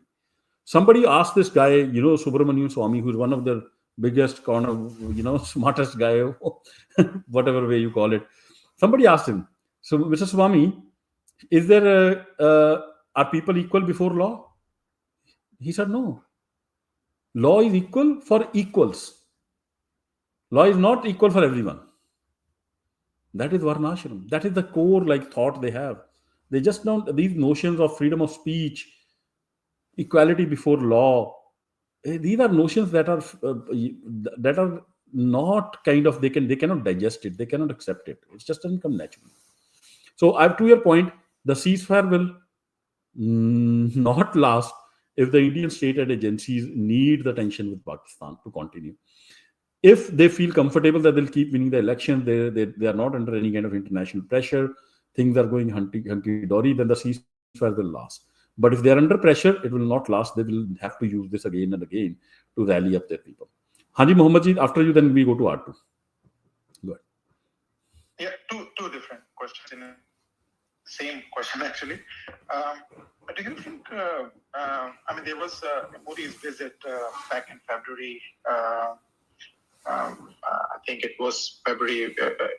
I mean, if I'm wrong, sorry, but there was on 14th February they released some sort of a joint statement, and it was a. And the two things I noticed during the entire visit, Modi face was stressed.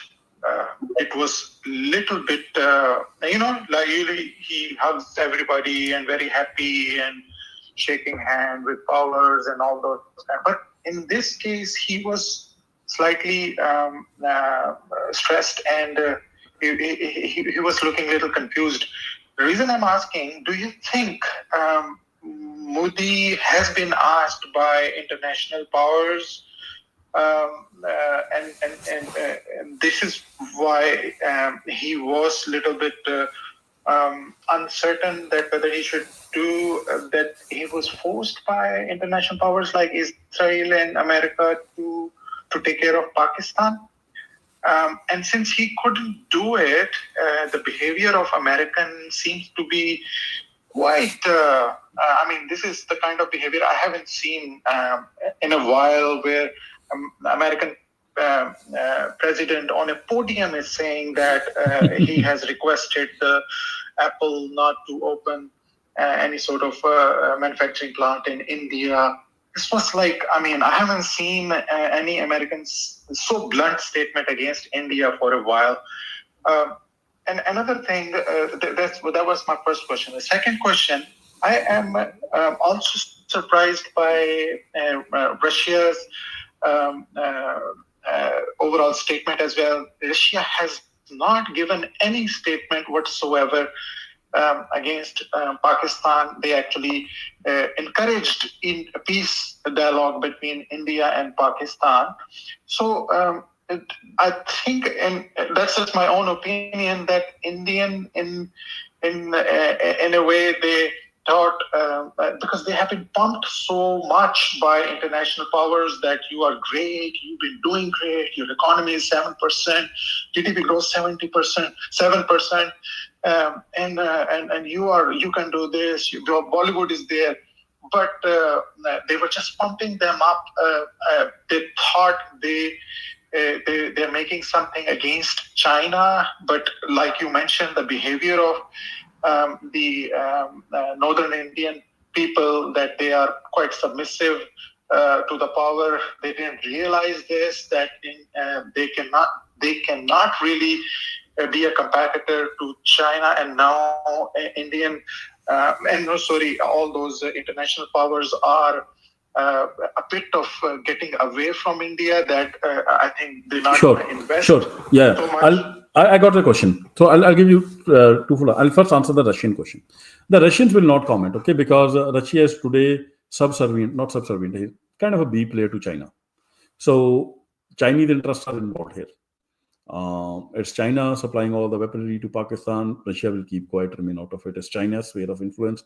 Russia is not going to step on Chinese toes. Regarding Americans, let me give you first-hand information. This came from my direct sources in White House. Okay, this is what exactly happened.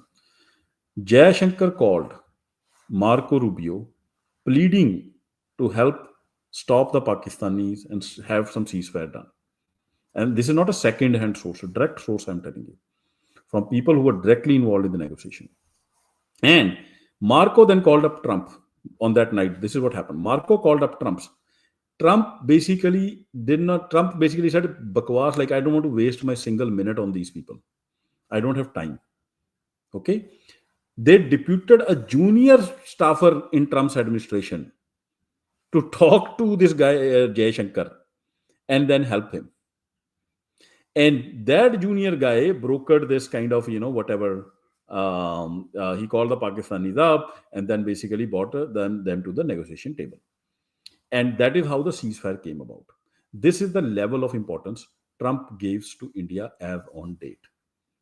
Okay, does not mean the entire administration. But on some level, don't you think? I mean, they are saying in Punjabi, I would say, कि तुसी पाकिस्तान दा ते कुछ कर नहीं सकते, तुसी China दा की करना? हाँ, बिल्कुल, बिल्कुल.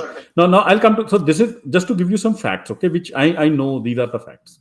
Like these are not untruths. These are not like this is exact treatment that Trump is giving.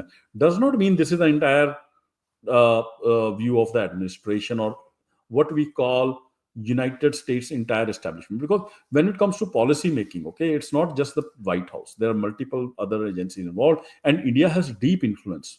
India has deep influence. There is no doubt, especially due to the diaspora. So, but what happened was, if you go back, the Indian image 7 years back was exactly what you're talking about. That India is, a growing economy. India is where we are going to do our business in. But the moment this, in 2014, a single national party came into power. Doesn't matter whether it was Congress. Congress did the same thing when it was a single majority government. They immediately, what they do is they go back to nation building. Their problem is they have to create a nation called India. India is not a nation. India is an empire. Bengal is a nation. Tamils are a nation. Punjabis are a nation. Kashmiris are a nation. But India is not a nation. India is just a name of an empire. And so, but they don't accept it. The whole idea, that's where you have to go and read partition. They, in their mind, they gave up this fake notion that India is a civilizational nation. Which civilization? You are saying like a Sikh is the same civilization as a Tamilian? A Sikh has way more in common with a Sindhi or a Baloch or a Pathan than with a Tamilian. So how can they be the same nation? So it's total bull crap. So because it was not a nation, what they do is, and I'll come back to this aspect, they go back to, that's why you read Indian constitution, India, that is Bharat. Because historically there, India was never a nation. So they have to go to mythology and just fanciful stories. Mahabharata is a story, okay? If anybody thinks it's history, go and check your brain, okay? Get me some evidence. You want to believe is a different thing. History is different, okay? So then there is no such concept of being one, nation everywhere, all same people, same religion are living together. So then they go to, then they create this, Bharat, Mahabharat, there was some Bharat and, we were all nation, but it's not a reality. So that is why from day one, they are in the nation building task, whether it was Congress, whether it is BJP or it is Aam Aadmi Party. Every national party is in a nation building task. They are trying to construct a fake nation called India by doing what? By destroying the linguistic, ethnic, and religious diversity of the subcontinent. So one nation, one language. One nation, one law. One nation, one this. One nation, one that. All this bullcrap. So what are you doing? You are destroying the diversity. You are not letting these nations to express their nationhood and kind of survive. So you want to impose Hindi upon everyone to make sure that becomes the first language. So this is the travesty. So to your point, what was happening was when this BJP came in, coming back to the point, they immediately, the only time India did not indulge in this blatant nation building was during the time when regional parties came into power in Delhi. That happened between 91 till 2000, I would say 14, because even Manmohan Singh's government was a coalition government dependent upon regional parties. So that is the only time when India also progressed, because these regional parties don't have these fanciful dreams of converting India into Bharatvarsh. Okay, they are only focused upon, if there is Akali Dal, it's only focused on Punjab. If there is a DMK, it is only focused on Tamil. It's not interested in putting a Tamilian with an AK-47 outside the house of a Kashmiri. What is a Tamilian with an AK-47 doing standing outside the house of a Kashmiri? If you let a Tamilian be Tamilian, he has no interest. He has to go and trouble a Kashmiri. A Sikh with an AK-47 is standing outside the house of a Nagaland guy. What? We do have an interest to do that as a Sikh? No. But who is making you do this? This whole construct of India, this colonial legacy called the Indian state that the British kind of left here, the chains of slavery that are then now being kind of, internalized by the Hindu casteist elite to build Bharatvarsha. And that is the fundamental problem. So what happened was in 2014, when a single party, when one of the national parties gained majority, they have this immense power, they again went back to nation building process. So the main concept of nation building, they need control. If they have to destroy the linguistic diversity and suppress the nationhood, they have to gain control. So what they do is they first clamp down on private enterprise and give all the businesses to select few business houses so they can control what happens in the private sector. Nehru did the same thing. In his time, he had 4 or 5 big, maybe 10 big business families, the Mahindras, the Tatas, the Birlas, and then they can have the private, they'll control the private sector, he will control the government sector. And everybody will be a slave. Now in 2014, when BJP came into power, they just started kind of kicking out every single foreign company out of the business. India had a really competitive cell phone, cellular market. India had almost leapfrogged US, and they kicked everybody out. No, only Ambani will control all the thing. All the ports, only Adani will control. Okay, so that whole centralization thing again started. So the Indian economy, the bright spot that it was for international investment, that vanished. And every single American business, whether it is an automobile or automobile industry, same thing. All the car will now be made by Tata and Mahindras. Ford packed up, you name every big foreign company packed up. But from the market, they should have made a lot of money in. And the idea was control. So then, not only that, so the world realized that India is no more a bright economic spot. But then the other value that West sees from India is, okay, we can use it against China, and we see what bhuta they have to fight China. India will never fight China. I told you. They came and sat there, and then they were okay. Koi aaya nahi, koi gaya nahi, koi gusa nahi. Like V6, like I am not for Indian regime. Okay. I'm anti-Indian regime. For my thing, Indian regime should vanish tomorrow. But even I was feeling embarrassed. Man, ki karde tu kuch ta karo, koi izzat maadi moti ta hundi hai. But they know. So now with this incident, they are further exposed. There is no Indian Air Force. There is no Indian Army. I'm telling you, the Indian Army is in way worse condition than what the Indian Air Force is. And they have been, just killing like 500 men, 5,000 men hunting down a poor Kashmiri villager and then claiming Shaurya Chakra and Sena Medal. It's bullshit. Like, what kind of an army kind of, glorifies these acts? And they feel, oh, pata nahi humne kya kar diya. You will come to know what war is when you will fight an enemy who is equal to you. Then you will see what is war. And so, like, all this, and the whole nation is kind of celebrating, poor youth being caught up where they could be militant, solve the problem, but there is no intention to solve the problem.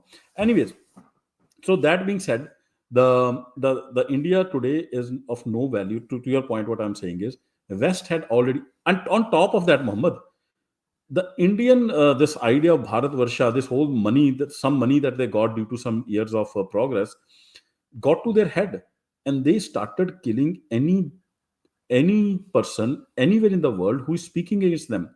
This guy, Hardeep Singh Nijjar, was murdered in a Gurdwara at his place of worship on Father's Day. 52 bullets pumped into his body in a cowardly fashion by hiring 4 criminals. Who does that? For what? What was his crime? He's conducting this referendum. Okay, why are you problem with that? Why are you problem? No, the referendum is against us. It is secessionist. So in their eyes, they have acts which declare a person a terrorist just because he's saying that I should have my right to self-determination. By that logic, Gandhi was a terrorist. Everybody is a terrorist. The basic concept they don't understand, that in a democratic free society, right to demand secession and right to demand self-determination is the core of it. And if you even you make that illegal and call that guy a terrorist, you have lost it. So they can't even take that, and they murdered that person there. Not only that, they poisoned in very dastardly fashion a 26-year-old boy in UK, Avatar Singh Khanda. Poisoned him, 26-year-old boy. And they can't even fight openly, okay? They can't openly tell the Sikhs that we want you to become Hindus, we want you to be subservient. So they fight with us by calling us, oh, we are your brothers, the Sikhs are us. Because they are afraid, they are cowards at the core. Because they can't fight an open war with us, they fight an undeclared war of subjugation with us. And they try to gaslight us. So that's what they did there and then they were running death squads using what? Criminals, like gangsters. Like what kind of intelligence professional does that kind of a work? Only in India. For them, it is Indian Intelligence Bureau is the biggest rogue intelligence agency, if we can call it India. It's kind of a, it's it's actually honestly, can it tabaya intelligence profession de naate. The type of work that they indulge in, the type of work that they do for their masters, politicians, and all, you name it. You have to read a book. I encourage everybody to read a book by M.K. Dhar. He retired from the second highest post in IB. The book's name is Open Secrets. Go and read it, and he will tell you, what is the reality of Indian agencies.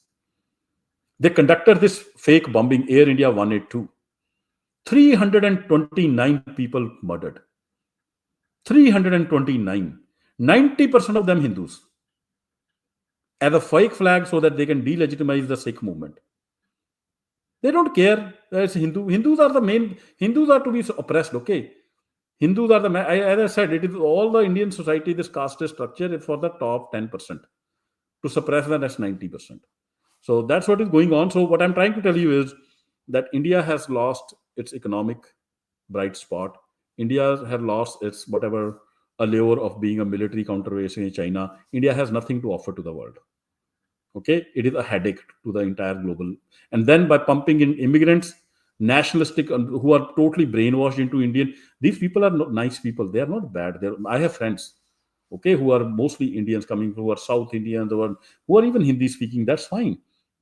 As individuals, they are nice, but they are brainwashed into this concept of India that is Bharat. And they hate West from the core of their heart. They come here, they take citizenship, they take green cards, but in their mind, they are still loyal to India, and India is the best. Varnashram is best. They will oppose caste discrimination legislation because it's anti-Hindu. What the hell? So this is a problem. The Indian state, as long as it exists, it's not going to let peace and prosperity in the subcontinent, and it will not also let peace and prosperity come. It's now a source of global instability through excessive migration into Western countries, and the world is seeing it plain and plain. So everybody is now aligned that something has to be done with India. This problem has to be solved, and the real solution to that problem goes through Khalistan. That is what I want. Okay, anyways, many hands are up, but I want to kind of make sure we listen to R2 because he was trying to say something. Then we'll go to Mohit. Freedom Party, you want to say something? Yeah, I want to add on to this. Like, if you look at yesterday's news, when Indian Foreign Minister Jaishankar is boasting about having a backup statement from Taliban, it tells you everything where they are heading and what they are doing. It's crystal clear. They are backed by a terrorist state, and this is what they are heading. This is their future. Got it. And one thing I want to do is maybe I'll close my live stream. We will keep the space open, but I'm going to close the live stream because the presentation I've already made. I'm not sure. Speaking, I don't hear. Oh, okay. One thing I was going to check. Maybe I should close my live stream, right? Because I think we can keep the space open so we can talk, but I'm not sure if it's of value to keep the live stream on. What do you think, Freedom Party? Yeah, turn off the space. It's already in the recording anyways. It's gonna stay on your account anyways. No. What I'm saying is we'll keep the space on, but I can switch off the space on. Just live stream. I can turn off, right? Some people are probably, and people who are on live stream, if you want to keep participating in the discussion, you can go to my profile, FTW Harjeet, and you should see the Twitter space, which is live. I'm not closing the space. You guys can come and join me in the space. We are going to continue this discussion. I think it's a great discussion. Now we are going into the depth of this problem called Indian state. So I'm going to end the live stream. Alayanu Saranu, Waheguru Ji Ka Khalsa, Waheguru Ji Ki Fateh. Twitter space, please remain on. I'm ending the live stream now.